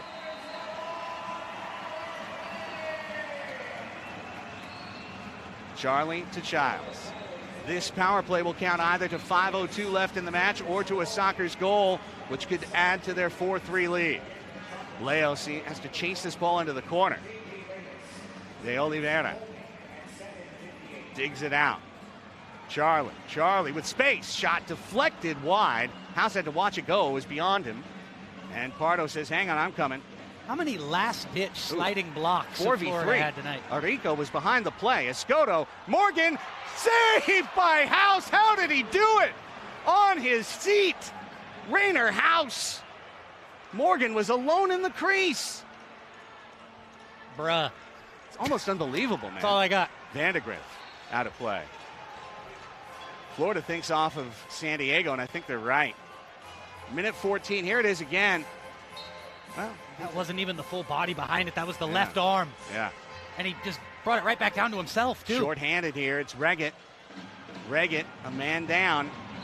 Foul. Oh. Reggett has just been such a frustrated character tonight. Florida need him so bad in this fourth quarter. I know all the Tropics fans watching right now, they're holding out hope that this night it seems like everything is going against Zach Reggett, that the tides are going to turn for their star number 8 before the final horn sounds. But so far, it's been nothing but frustration. Halfway through the power play, Sockers on their second of the night. They're 0 for 1. Here's Leo with Morgan. Morgan! Great play, Vandegrift. And they're going to call a foul on Tavoy for kicking Vandegrift there. Tavoy was trying to kick the ball. Well, and they both hit each other. That was just an unfortunate coming together of 2 feet there. Well, no, that's a foul on Tavoy right there. Yeah. The follow-through actually whacked him right in the back ankle, so the proper call. Third foul on Morgan this half. One more foul would be a blue card against San Diego. Solid game from Vandegrift tonight, too. How about it? Getting stronger. Oh. You got to call the foul. It's just making a mincemeat of Charlie and Churras. They're both on the floor. Well, we'll get another look, perhaps, at this first sliding challenge. I'm curious how much ball. Well, it's just out of our frame there. And it's the wrap. It's a little bit of scissoring. We're going to get right here. Right here. He gets ball. It's the follow through with the back leg and the wrapping there, the bringing the 2 legs together. Which made team is Charlie on the power Gonzalez play? Unhappy. Well, and the more that this happens, the more this power play just gets killed off. Soccer's power play is dead because they haven't been able to regain possession here. Still 33 seconds left on it, too. Vandegrift has really done brilliantly. Oh, and Reggett is trying to sell what would have been a massive call if it came. Leo's in hot water. This is amazing. 3 men in the defensive zone on a power play. Can the Sockers break out? It's 2v1. It's Childs. Childs bump and falls. Play on. And now the foul is called. They played advantage, did Shane Butler. Free kick coming. 15 on the man advantage. Good free kick chance. Oh, quick restart. No, they said too quick. Kadlicek said no. Just 14 seconds on the man advantage. This is huge either way. It's a big momentum shift in this game. Huge stop or a huge goal if the Sockers pull one in the last seconds of this power play. Giles, will he go for glory? House setting up his one-man wall. He's got some staggered wall elements, some bricks. He's been the brick house himself.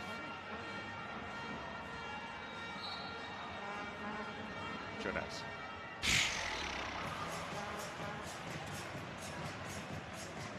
Sails it. Less said about that, the better. Ruins the chance. So, Florida will have killed a second Sockers power play and gained some confidence here as we head into the Calafino final 5 minutes. Cardenas to Juan Gonzalez, 3 seconds on the power play. It's all but dead. It's over now.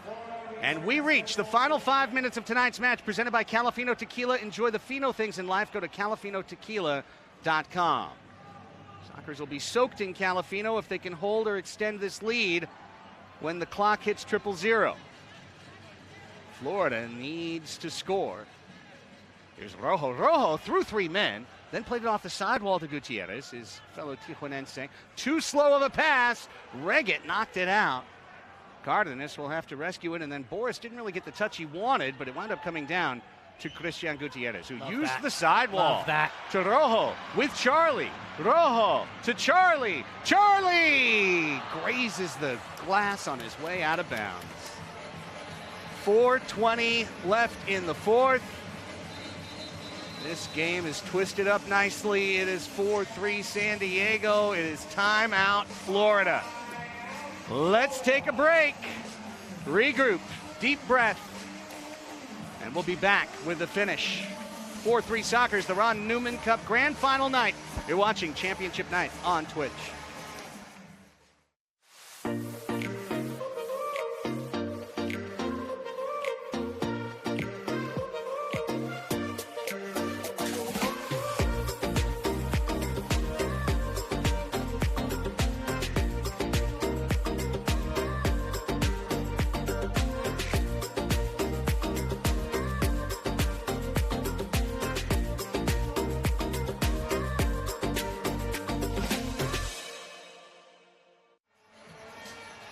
4-3 San Diego leading Florida. Sockers won game 1 6-3 Monday night in Florida.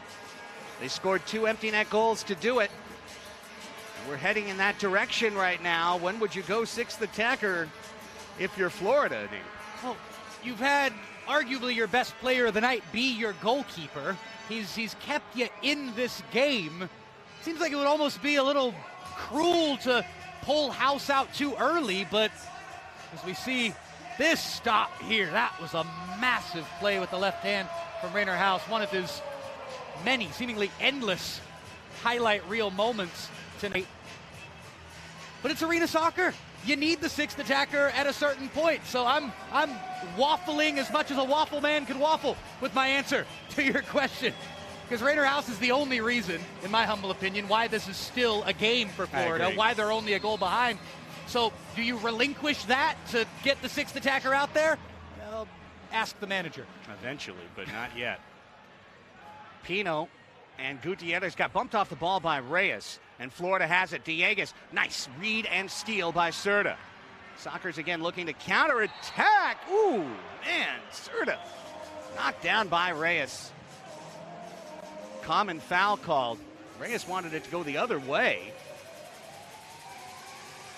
Now I think it's just a 50-50 play, to be honest with you. Well, Reyes thought he had the wall closed off there. Saying, how did you get on my left? I thought I was quite literally hugging the wall. Childs got a touch there, and then Escoto, a slow baby bouncer in. Childs not happy with Juras. No. 3:52 remaining. Nor was anybody on the Sockers in bench. match 2. Yeah, everyone 0% rating on that play. Thumbs down. Montelares Pereira. Victor Pereira with Pee Wee marking him. Feeds the middle. Dieguez to Pereira. Pereira off the ball. No, just wide by Dieguez. He had the open header. Rojo. Gutierrez is out in front. Can't get it to him. Sockers keep running the fly pattern there. And they'll try again as Escoto gets it. Knocked away by Vandegrift. Escoto gets on the end of this. Brandon Escoto, ridden by Vandegrift into the corner. Through the double team. Gets still on it. What a play by Juras. It comes all the way out with under 3 to go to Victor Pereira. Here comes Pereira. Pino's on him.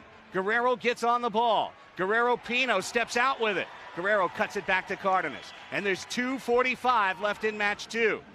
Gutierrez trying to keep that ball alive. He does. Can he run on it? Ricardinho stayed away. Oh, House. Contact with Gutierrez. They're going to call it on Christian. Christian's calling for the foul on House. And I don't want to jump to conclusions here because I want to make sure that Rainer House is okay. So I'm going to wait to say what I'm thinking right now. Yeah. No, it was a play. I don't want to say what I was originally thinking, which is that Rainer House thought the foul was going to go against him, and so he maybe strained a little bit extra hard with the injury. No, that's a play that could hurt a player. That's a very, very tough call on Christian. I'll leave it at that. That could have gone either way. That was very much a 50-50 call.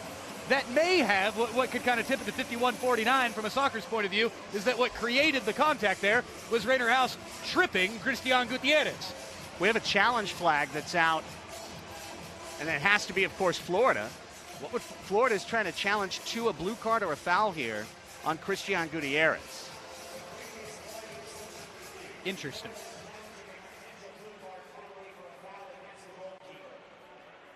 Yeah, for a foul against the goalkeeper.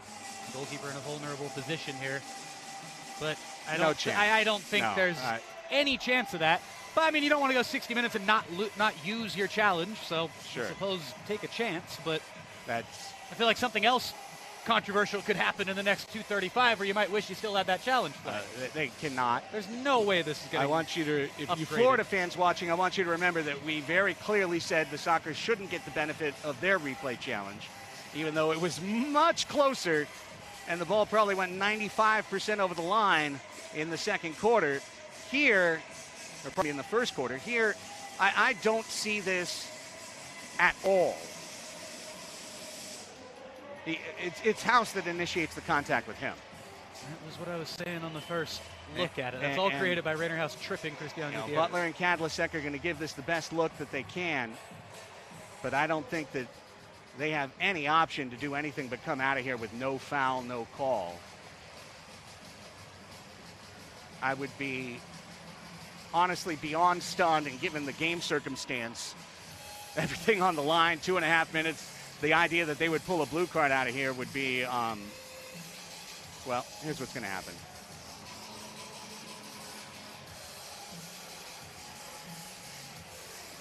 Looks like nothing's going to happen. Butler's talking to Reggett and Ruggles. The flag has been tossed into the lovely flag toss by Mark Kadlicek. After review of the play, there is no blue card foul. Common foul called on San Diego. Florida ball. All right. And that does it well done. And that does it for challenges. Yes, that's it for challenges. In the Major Arena Soccer League season, barring right. Florida scoring and taking us to a knockout. Whoa. We're getting close to 6 attacker time here. I think it's got to that point. I was waffling on it moments ago. At a certain point, I'd say 2 minutes. I'd say 2 minutes has got to be the juncture. That's got to be the fork in the road, really, for Florida. Usually Ruggles has been the 6th attacker, at least he was in game 1. Pino gets his head on that ball. It's all-out pressure by Florida, and they will foul Pee Wee at center shield with 2.5 to play. Arico just running in hard on the challenge. Ball's on San Diego's toe, and of course that means Florida has to come out and press. Pardo making sure his foot was on the red line. He gave it away. Spinning kick attempt by Dieguez. Turns into a save. Pardo strong arms it out. He's looking for Childs. Childs got a touch on the ball. Back to Serta.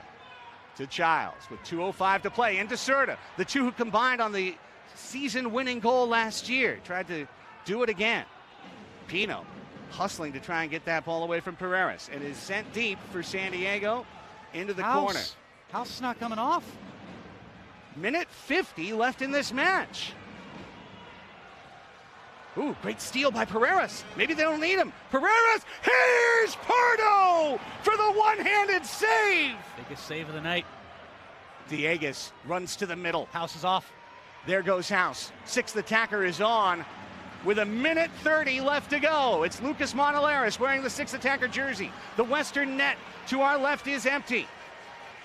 It's Pereira on attack. Shot blocked off Pino's back. Gutierrez trying to bring down a spinning ball. Williams took it away. Reggett tried to flick it out of the air. Back to Reggett. Shot blocked by Pino. Pino's trying to run it out of danger. Pino falls. No foul. No Play foul. on. Off the wall. Looking for Williams. Gutierrez is there. Gutierrez finally clears the ball. 60th minute is live in match 2 of the Ron Newman Cup Finals. The Sockers leading 4-3. Florida pushing for the equalizer. Listen to this place. Crowd on its feet. Pereira crosses to the open man. It's down to the corner. It's Dieguez off the wall. Pino knocks it away. Cardenas chips it, not out. Back to Dieguez. Shot blocked by Cardenas. There's 36 seconds left. Montelaris chips it around. It's Pereira pressured by Pee Wee. 30 seconds to play. Pereira coming forward. He's got Dieguez in the corner off the wall. Looking for Reggett. And it's flicked by Gutierrez. There's 20 seconds left. It's back to Florida. There's 18 seconds left. Here's Pereira once again. Victor Pereira with 2 men on him. Pino trying to read the ball. It's Williams back to Pereira. His shot saved by Pardo. My goodness, there's 6 seconds. Monolaris shoots it high. That could be it. Boris Pardo with the save of the year when it mattered the absolute most. Wow. And now Reggett wants to get into it with Pardo. You knew some of this was going to come. What is Reggett trying to do? Take out all his frustration of the last 55 minutes, or 59 minutes and 55 seconds. Guerrero Pino helps calm Reggett down. It's been a frustrating night for a player that Florida needed to come through tonight. And he's been all but silent. You're right. The only loudness he had was a blue card. He certainly didn't want that little talking to from Guerrero Pino. Boris Pardo will have 4 seconds to throw this ball down the field, and then Florida has whatever's left to try and make a goal. Here we go. Pardo's going to call timeout.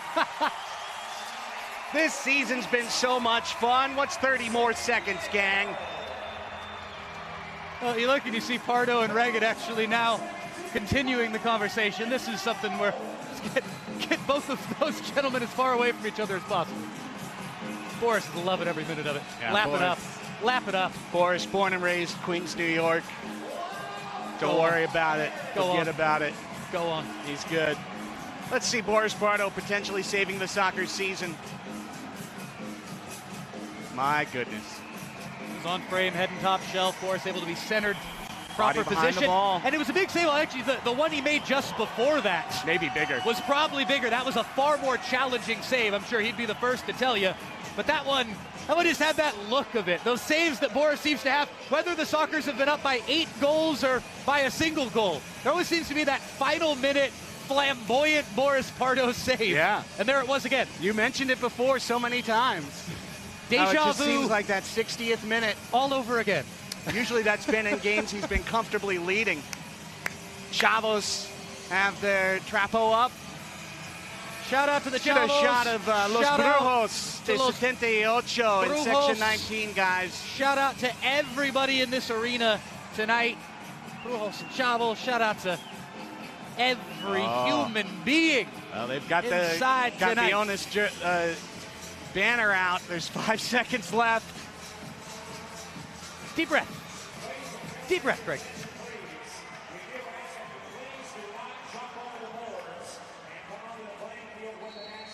Here we go. Pardo on the wing out. The clock starts. There's 3 seconds. Ron Newman, a championship's brewing. Sweet 16. The San Diego Sockers are back-to-back MASL Ron Newman Cup champions. Full-time from Pechanga Arena, San Diego. The best team in the MASL is the champion of the league once again. You see Brandon Escoto, Savoy Morgan. A solid embrace. The confetti cannons are firing inside the grand old arena. Ron Newman Field is where the Ron Newman Cup will stay for the summer. Ron Newman staying at home as the Sockers hold on, Nate, for a 4-3 win. So the winning goal ends up being that Craig Childs golazo with the inside of the right foot to the far post of the third quarter. Way back when, back 5 days ago when Craig Childs gave the Sockers a 1-goal lead. The game-winning, championship-winning goal. Here it is, virtuoso. Take a couple touches, bend to the far post, 4-3, and they hold the lead all the way to the finish. And how about this? The Sockers have done it in front of their fans here at the Grand Old Arena. Shout out to Guy Newman, the son of the late, great Ron Newman. It was on that opening night of the 2018-19 season, one of my most unforgettable moments in my 6 years of being a part of this illustrious franchise. When Guy Newman, as we officially named this Ron Newman Field, Guy Newman talked about as a little kid, as a young man, supporting his father's teams, the feeling of coming in, and the English accent helps, coming into the Grand Old Arena. And we've ran with that ever since, because this place has a nostalgia to it, as Phil Salvaggio takes the Gatorade shower. And a man who probably should have been Coach of the Year, well, the hell with all that. He's the championship-winning coach in the 2021-2022 season. But again, I just feel so many beautiful feelings. Ron Newman, Guy Newman, if you're watching. Guy Newman, if you're here, where are you? The Grand Old Arena. The Grand Old Arena is as grand as it's ever been tonight, right now. This is beautiful. This is the olden days, the classic days, combining with up to the second excitement. Nate, here's what we're going to do. I need to head down to the floor to be the MC of the Ron Newman Cup presentation. I'm going to ask you to be our MC up here. I think I can handle that. If Melissa gets an interview, all good. Meanwhile, I'll see you in a minute on the TV down on the green grass. Thank you very much, Greg Elston. Again, Nate Avarea, Melissa May, fantastic TVX crew here with you inside Pechanga Arena, San Diego. What a night it's been. The San Diego Sockers have won back-to-back Major Arena Soccer League championships, but last year was funky. Last year was in front of a lot of empty stadiums. They never got to play a home game. They won the championship. They were most definitely the kings of the NASL last season. This year's just got a different feel to it. And I know you watching out there on Twitch, I know you know what I'm talking about.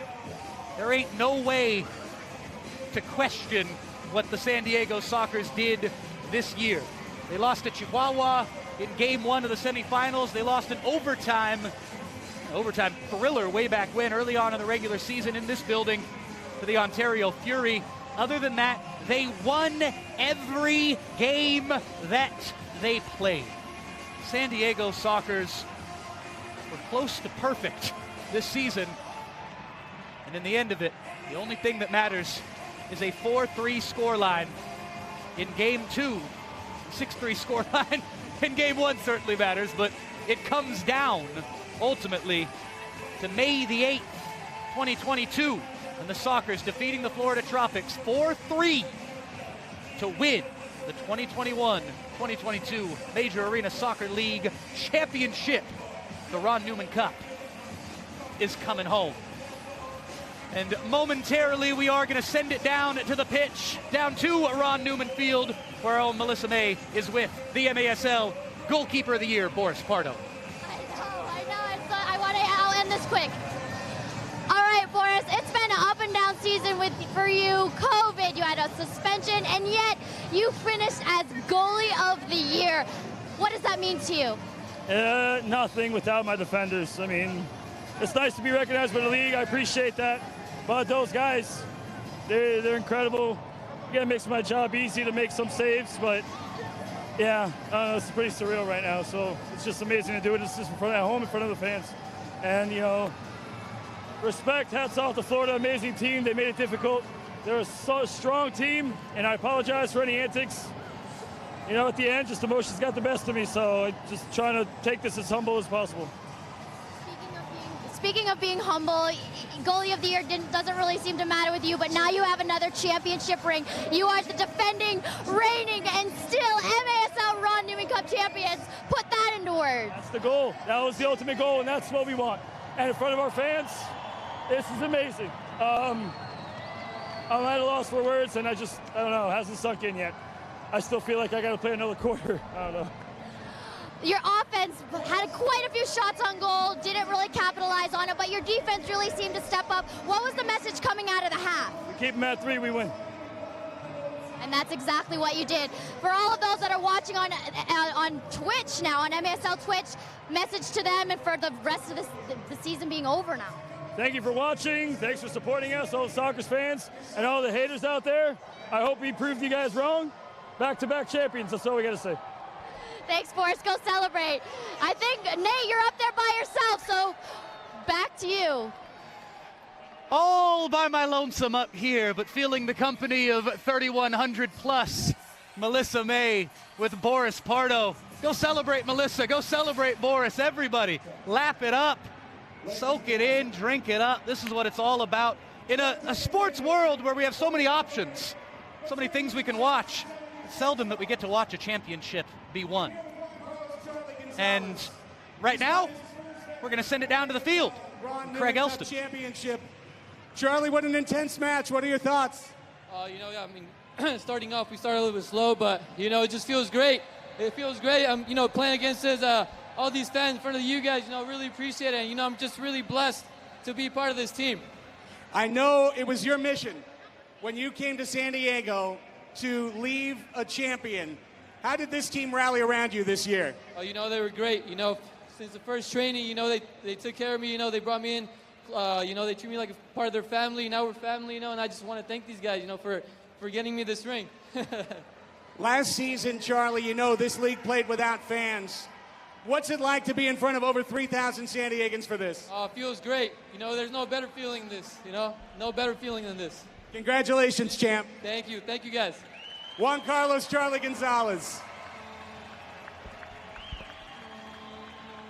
We got a lot to come. Stay right here. Just a couple of minutes. We're going to have the trophy presentation and more. Again, that was my broadcast colleague Craig Elston and MC duties down on the field. We're going to take a quick break here on Twitch and MASL TV. Don't go anywhere. Trophy presentation, plenty more interviews, all sorts of brilliant stuff still to come. The Sockers are your 2021-2022 Major Arena Soccer League champions. The Ron Newman Cup is coming home, baby.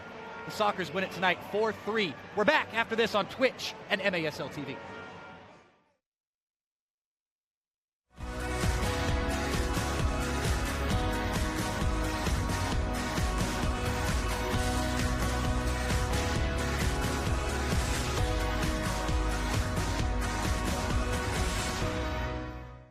Here at Front Wave, our members are built different. They don't just talk of success. They roll up their sleeves and get it done. And with serious value on banking, lending, saving, planning, Front Wave is right there with you. So dream big. We got you. Superstars aren't born. They are forged on the field. Benji, shoot! Oh my goodness! No, he didn't do it! Start your journey at the MASL Pro Player Combine in Mesquite, Texas this October. Oh my word! You'll never see a volley of its equal! My jaw just dropped and punched my ankles. By Ian Bennett from distance! How did he do that? Learn more at maslsoccer.com.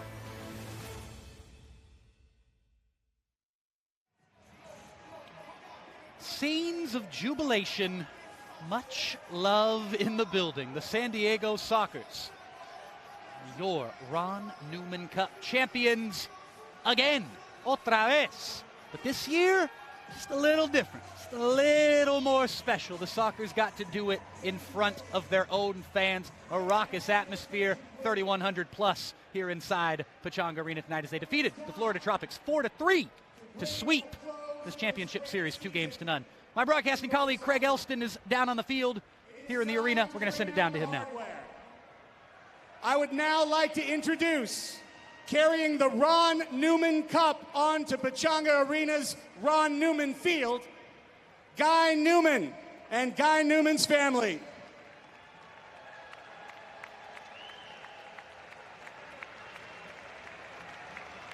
Also being carried out, the MVP award.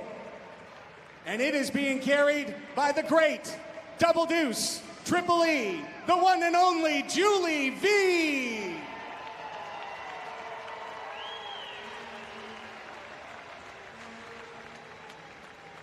Also in attendance, one of the greatest Sockers of all time, the mighty Quinn, Brian Quinn.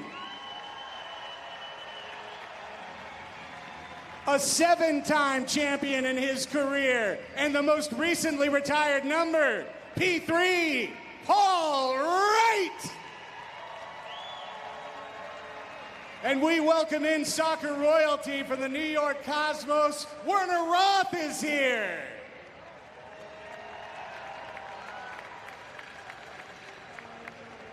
Some of the greatest players in the history of our sport are here to pay homage to these two great teams.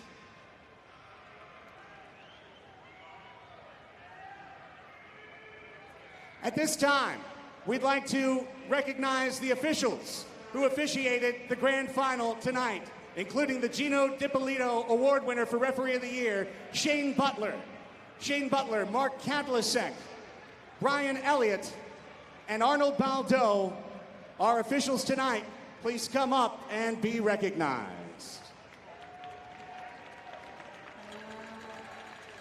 Hey, everyone argues about the refs, but let's say it. This was an intense game, extremely well officiated to close reviews, and in the end, one winner.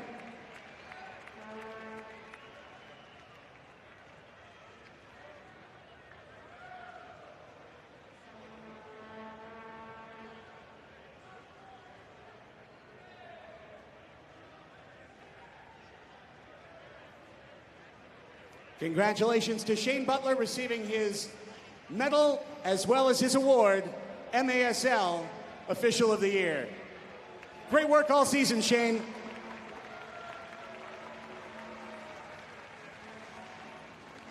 The Sockers are posing for a team pick. Ladies and gentlemen, now we will introduce and announce the MVP of the Ron Newman Cup Finals. He is the captain of the San Diego Sockers, number 37, Craig Giles, Finals MVP.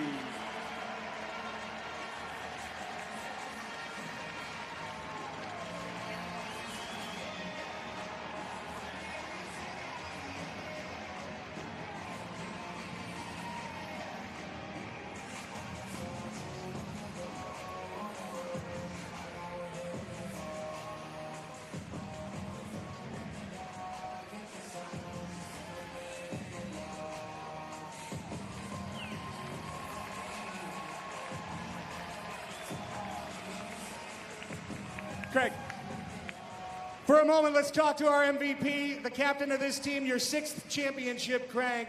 What a hard-fought match this was tonight. Yeah, what a feeling. Honestly, electric atmosphere. We're so thankful for all of you who were able to make it out tonight. And, you know, another one on the board for San Diego, baby! Woo! Tell us about that game-winning goal. It came quite appropriately at 6:19 of the third quarter. Tell us about that. Go ahead. Yeah, you know, just found one opportunity to put in the back of the net. Goals were hard to come by in this game. Florida played a really good defensive game and was lucky enough to be able to put that thing in the back of the net. And thankful to all my teammates and ready to celebrate tonight. Absolutely. Go to it, my friend. Thank you. Craig Giles, the MVP of the Ron Newman Cup Finals. Now, ladies and gentlemen, let's recognize the finalists of the Ron Newman Cup. What an incredibly hard-fought battle it was. The number 2 team all year in the MASL. They fought from start to finish tonight. Let's give a big round of applause to the finalists, the Florida Tropics. At this time, head coach Clay Roberts and the Tropics will pick up their finalist medals and trophy.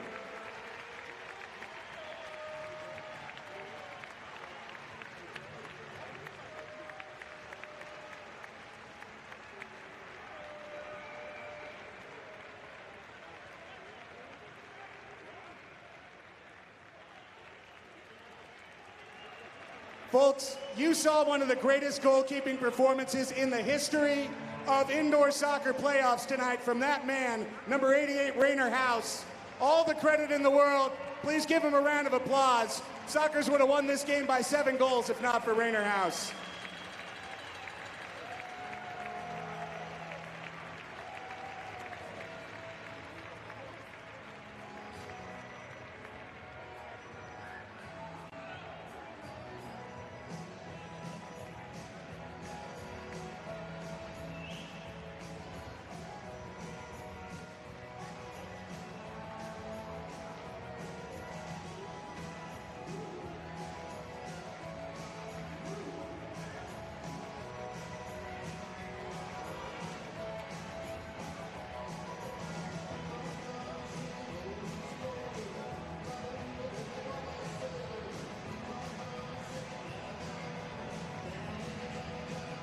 Again, if you're just joining us, broadcasting colleague Craig Elston down on the field as the San Diego Sockers are just about to lift the Ron Newman Cup after a 4-3 win over the Florida Tropics. The Florida Tropics getting their runners-up medals as we speak right now. It's almost the time you've been waiting for.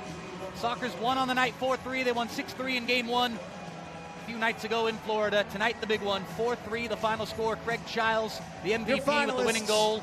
And now, the Florida Tropics. We send it back down to the field. Ladies and gentlemen, last season, the San Diego Sockers played 17 games, never in front of you. 17 road games, and they won the Ron Newman Cup. But people said, was it a real championship? Was the whole league involved? Did they really win anything? Let every question be answered tonight. the greatest team in the MASL. 23-0-1 in the regular season, 6-0-1 in the playoffs. They are your Ron Newman Cup champions. Let's hear it as they get their medals. The San Diego Sockers.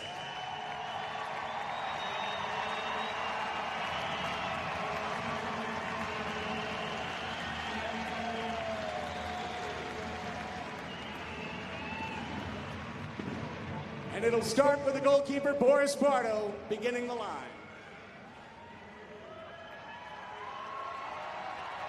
The goalkeeper of the year, Boris Bardo, I might add.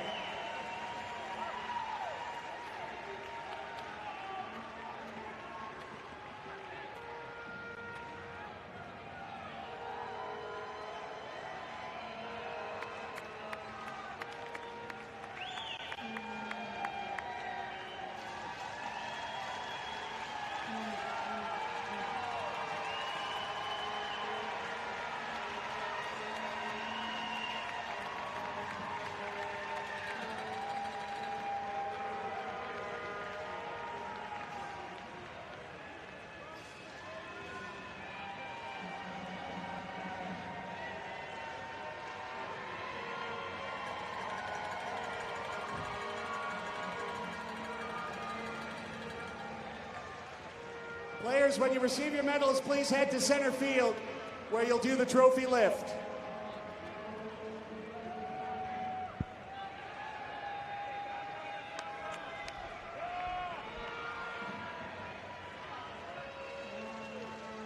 Again, fans, just moments away here on Twitch and MASL TV.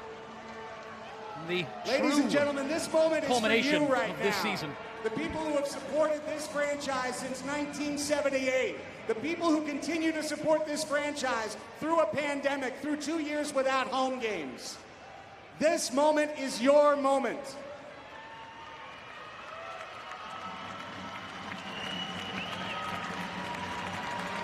And my broadcasting colleague Craig Elston, the emceeing duties on Ron Newman Field. The Sockers won the Ron Newman Cup. They're seconds away from lifting the Ron Newman Cup. Spanish Town rocking, baby. Savoy Morgan. Gotta pick up that Jamaican flag. There it is. The Sockers seconds away from lifting the Ron Newman Cup. Right at midfield here inside the Grand Old Arena. The Ron Newman Cup on Ron Newman Field. One thing left to do and we're almost there, folks. Stay put. Again, stay tuned right now on Twitch and MASL TV. Great to have you with us. Nate Abarea back up here in row Z, high above the action all night. Craig Elston made the frantic sprint down there and grabbed the house microphone. He was truly taking you the rest of the way here on the TV, on the stream. We're almost there, almost to the moment we've all been waiting for. This is what it's all about. Even in a world where as sports fans we're spoiled for choice, it still seems oh so rare you get to watch a game where a trophy is at stake. That's still something that's so elegantly, simply beautiful. Tonight was one of those nights, and the Sockers did it in front of their fans, in front of a raucous crowd of 3,100 plus here inside Pechanga Arena, San Diego. They won the Ron Newman Cup. How about a word for this coaching staff? And now, goalkeeper coach Victor Melendez, Rene Ortiz, who was the Sockers 2 championship coach, Cheeky Luna, 5-time champion player, 4-time champion player, 2-time champion coach. And the great Phil Salvaggio, the greatest coach in the MASL, the winningest coach in MASL history, absolutely robbed of Coach of the Year this year. Let's hear it for the best coach in this sport.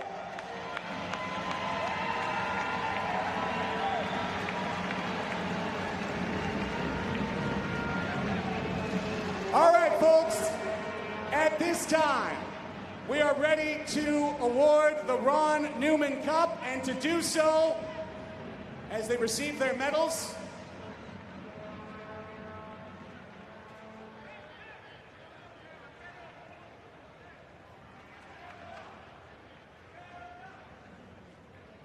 all right, let's bring in Commissioner Keith Tozer with some special words before we announce the cup. Thank you, Greg. First of all, we'd like to thank all the great fans, media, and sponsors around all of our cities and the cities to come. And also, we'd like to thank our league partners in AccuWeather, Chill.com, Twitch, and also Sirius XM and Capelli. This journey for the San Diego Sockers started during the regular season. After racking up victories, they only lost one game in overtime on their way to the regular season championship and also to win the first MASL Shield.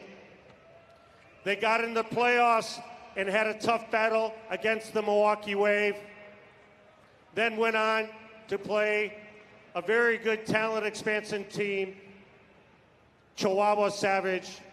And as you saw tonight, what a wonderful atmosphere in front of so many great fans and media, winning against a very talented team, the Florida Tropics. What a season. M2 championship, back-to-back championship, best record in the league, 6 championships for head coach Phil Savaggio.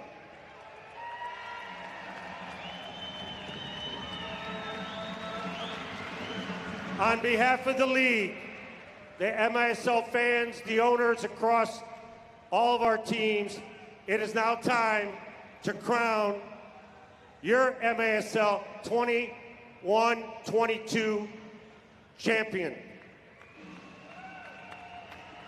Drum roll, please. The time has almost come. Captain Craig Childs, alongside co-captain Sockers number 29, Cesar Cerda. Here it is, the moment we've all been waiting for. Last year was the quest for 15. This year, in front of their home fans. A brilliant atmosphere inside the Grand Old Arena. Saw the San Diego Sockers win the Ron Newman Cup on Ron Newman Field. They are the champions of the Major Arena Soccer League.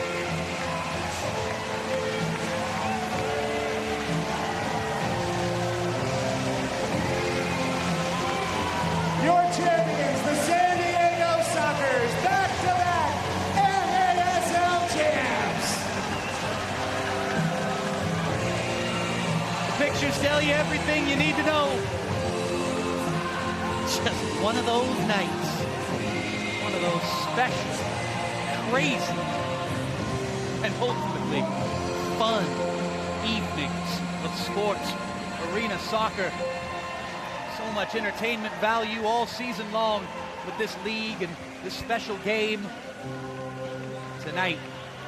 This is why they play. This is why we broadcast. This is why fans come out. So many people play year after year. Many fans support their teams across all sports years after years after years and don't ever get to be a part of a night like this one. So count your blessings, Sockers fans. They've done it back to back, but this year, as I said before, a little bit more special. They did it here on Ron Newman Field in front of their own diehard supporters. This was beautiful. This was a pleasure and privilege bringing you all the action. You love seeing the United Nations of the San Diego Sockers coming together right there. Leonardo de Oliveira and Tavoy Morgan. That's Rio de Janeiro and Spanish Town, Brazil and Jamaica coming together in the 6-1 Nina for the San Diego Sockers. Those two gentlemen were oh so important this year in the quest to retain the Ron Newman Cup. Hey, we want to let you know on your way out that Soccer's back-to-back Ron Newman Cup Championship merchandise is available for pre-order at the merchandise stand. Head on over, get the official championship t-shirt or back-to-back championship bundle. You can find that at the merchandise stand on the way out. On behalf of the Sockers players, staff, and organization, my name is Craig Elston. Thank you so very much for supporting this team. Back-to-back champions, baby. We did it. So as Craig Elston finds his voice and makes his way back up top, check in with our TVX crew. We're going to take a brief break here and bring it back with Craig joining yours truly up top to close out the broadcast and close out the season. So if you want to just soak in a little bit more, you Sockers fans or fans of arena soccer, fans of championship winning out there watching on Twitch, stay tuned, stay with us. We'll be back after a real quick break here on Twitch and MASL TV. Again, the San Diego Sockers defeated the Florida Tropics 4-3 in Game 2 of this MASL Finals Series after winning Game 1 6-3 back in Florida on Tuesday night. The 4-3 win tonight sees them lift the Ron Newman Cup as your major Arena Soccer League champions for the 2021-2022 season. Quick break on Twitch and MASL TV. We'll be back to close it out after this.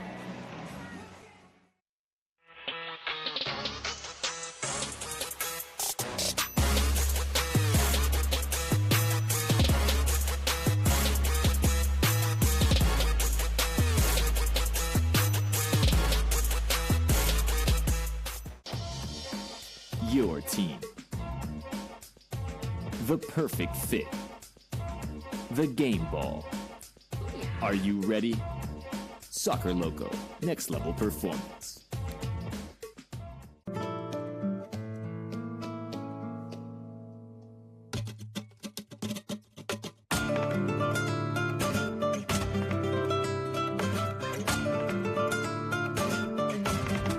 Califino Tequila. Treat yourself to the Philippines in life.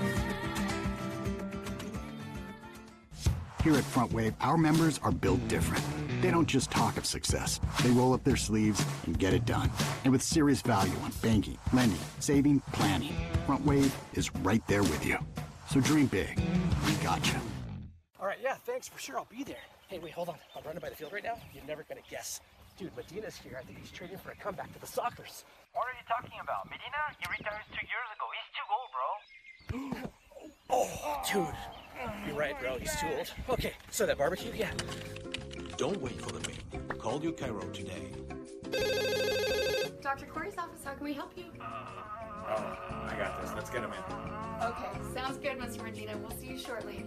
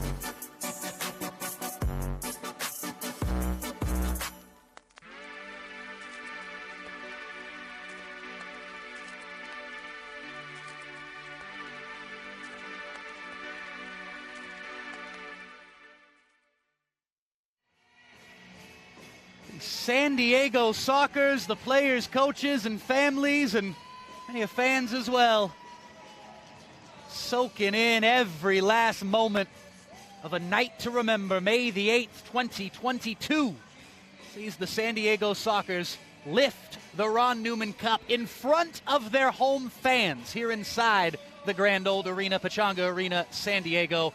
A beautiful night that sees nostalgia combined with the present moment. Many of the greats of the past down there on the field moments ago for the trophy presentation. The Florida Tropics are long gone. They're ready to head back. I stand corrected, actually. There are a few Florida players, not their entire team, who stuck around in the corner and watched the entirety. I'd say about 6, 7, maybe 8 Florida players out of the 16 who are on the game day roster this evening who stuck around and are watching this to maybe try to get a little motivation for 2023. That is quite the psychology on display there, but the Florida Tropics gave a valiant effort regardless, not only in game 1 where they had a fourth quarter lead, but tonight where they fell behind 2-0, they fell behind 3-2, they fought back and tied the score twice, but ultimately Craig Childs with a goal that we will see here in a few moments as you get a look right there at those Florida Tropics players. That's a great shot from our TVX crew right there. There's something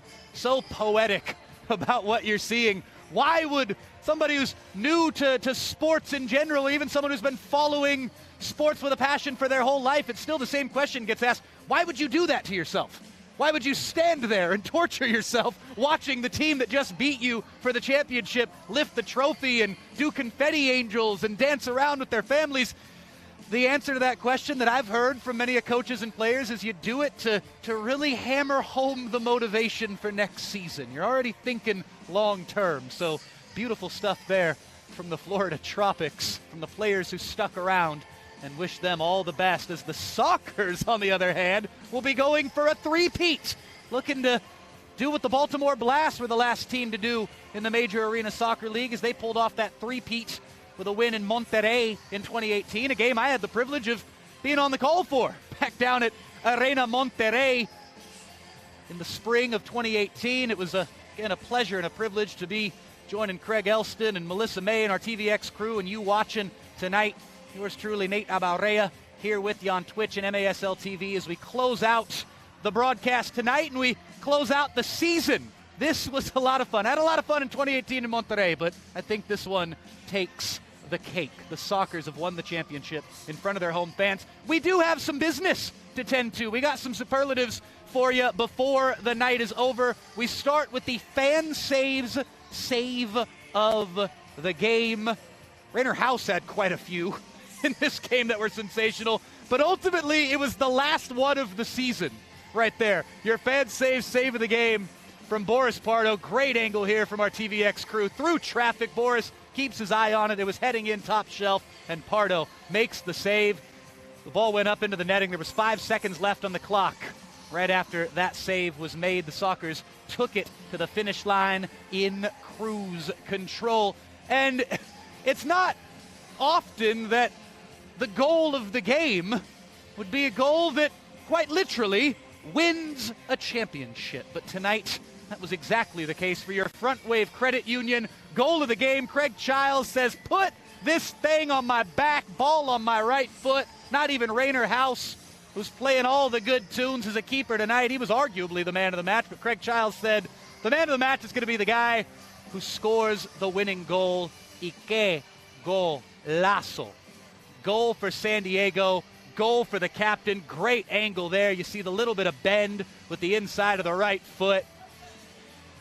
Hot as a matchstick. Craig Childs, the elder statesman, captain fantastic, the pride of Poway, California, fan favorite here with the Sockers, and he, his wife and children down there celebrating currently. Love seeing the families joining in as we close this thing out, and I can't believe what I'm about to tell you, you watching on Twitch and MASL TV, if you've stuck around this long through all the celebrations. Craig Elston, from up here to down there, to emceeing a championship ceremony, almost losing his voice, finding it again, finding the will, power to get back up to Rosed to help close out the season. Craig Elston, how are you doing, sir? Doing great, my friend. What a moment for this franchise, huh? What a moment. There's the Zezou family right there, Zé Roberto, going out a 6-time champion, going out on top. As I said on the mic, man, all questions answered. All questions answered for the San Diego Sockers. who were considered the 4th or 5th choice by some people, picked by some folks to finish 3rd in their division this year, had the best record, and it was still, but what about Chihuahua? What about Florida? And you know what? Chihuahua's a great team. Florida is a great team. And they showed their heart, their tenacity today. But the Sockers, never underestimate the heart of a champion. And today you saw that in full effect. A team that honestly didn't play well at all in Game 2 of the grand final. Sort of putting his baby inside the cup. This is the content we crave right here. You know, it's a real testament. This organization that had to play 6 home games with a full mask mandate, 9 games with the testing mandate that dramatically shrunk our crowds, dramatically shrunk the interest, to fight through that, to have a supporter section that started with nothing and ended with hundreds of fans banging the drums and going crazy. I got to tell you, man, this is my 6th championship, and it is unquestionably, I know recency bias, but it's the most special, and I think it's by far the most important. I love it. I love it. Love every second of tonight, and I hope you've enjoyed it. You watching at home or wherever you may be.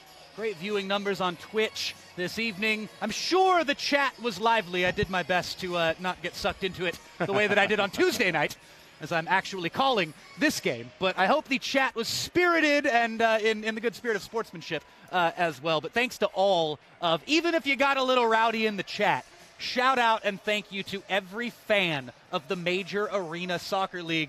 My old friend Jeff, the old San Diego Soccer's team massage therapist down there, the pride of Norway and West Oakland down there getting the lift of the trophy. I saw you and your family get a little trophy lift down there. That was super cool. I love, you talk about the content we crave. This is spiritual stuff. This is poetry. This is what it's all about. This is the players getting to share it with the people who support and sacrifice so much for them. It's not easy to maintain a professional soccer career at any level into your mid to late 30s the way that some of these men have. And the wives, the kids, the families, everybody, they sacrifice so much for these players, and it's so cool to be able to see these players and coaches and soccer's team members get to share it with their families, and to get to share it, to just hammer this home one last time, to get to share it with these fans in this building. That's what it's all about, and that is why, recency bias aside, that's why this one's a little bit more special. Well, folks, we hope you enjoyed this presentation of the Major Arena Soccer League and the Ron Newman Cup Championship. I enjoyed you getting all the way back up here to close it out. Appreciate you. Take it away, my friend. Let's say very special thanks to everybody who worked so hard, not only tonight behind the scenes, but all season long, to bring you the San Diego Sockers and the MASL. Our executive producers are Ted Bendrick and myself. Our esteemed, illustrious producer, working double hard today, Randall Sliz, the Slizzard. Brandon Kalinowski, our engineer. Reina Orozco Ramos was our director tonight. Emily Sperados, Lucia Arenas, and Jennifer Chiquito, the camera operators. On the ones and twos, our audio engineer, Mark Hattersley. For Nate Abrea, for Melissa May, my name is Craig Elston. It has been our pleasure and privilege to bring you tonight's grand final. The San Diego Sockers, 16-time champions of indoor soccer, back-to-back champions of the MASL. They beat the Tropics 4-3. They sweep the series 2-0. For Nate, for Melissa, and for our entire crew, my name's Craig Elston, saying so long from Championship San Diego. We'll talk to you next season.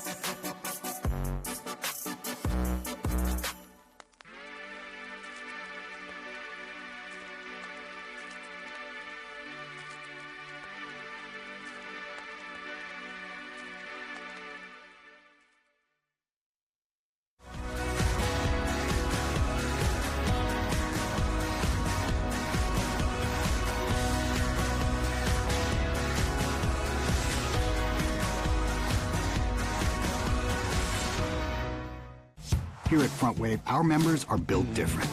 They don't just talk of success. They roll up their sleeves and get it done. And with serious value on banking, lending, saving, planning, Front Wave is right there with you. So dream big. We got you.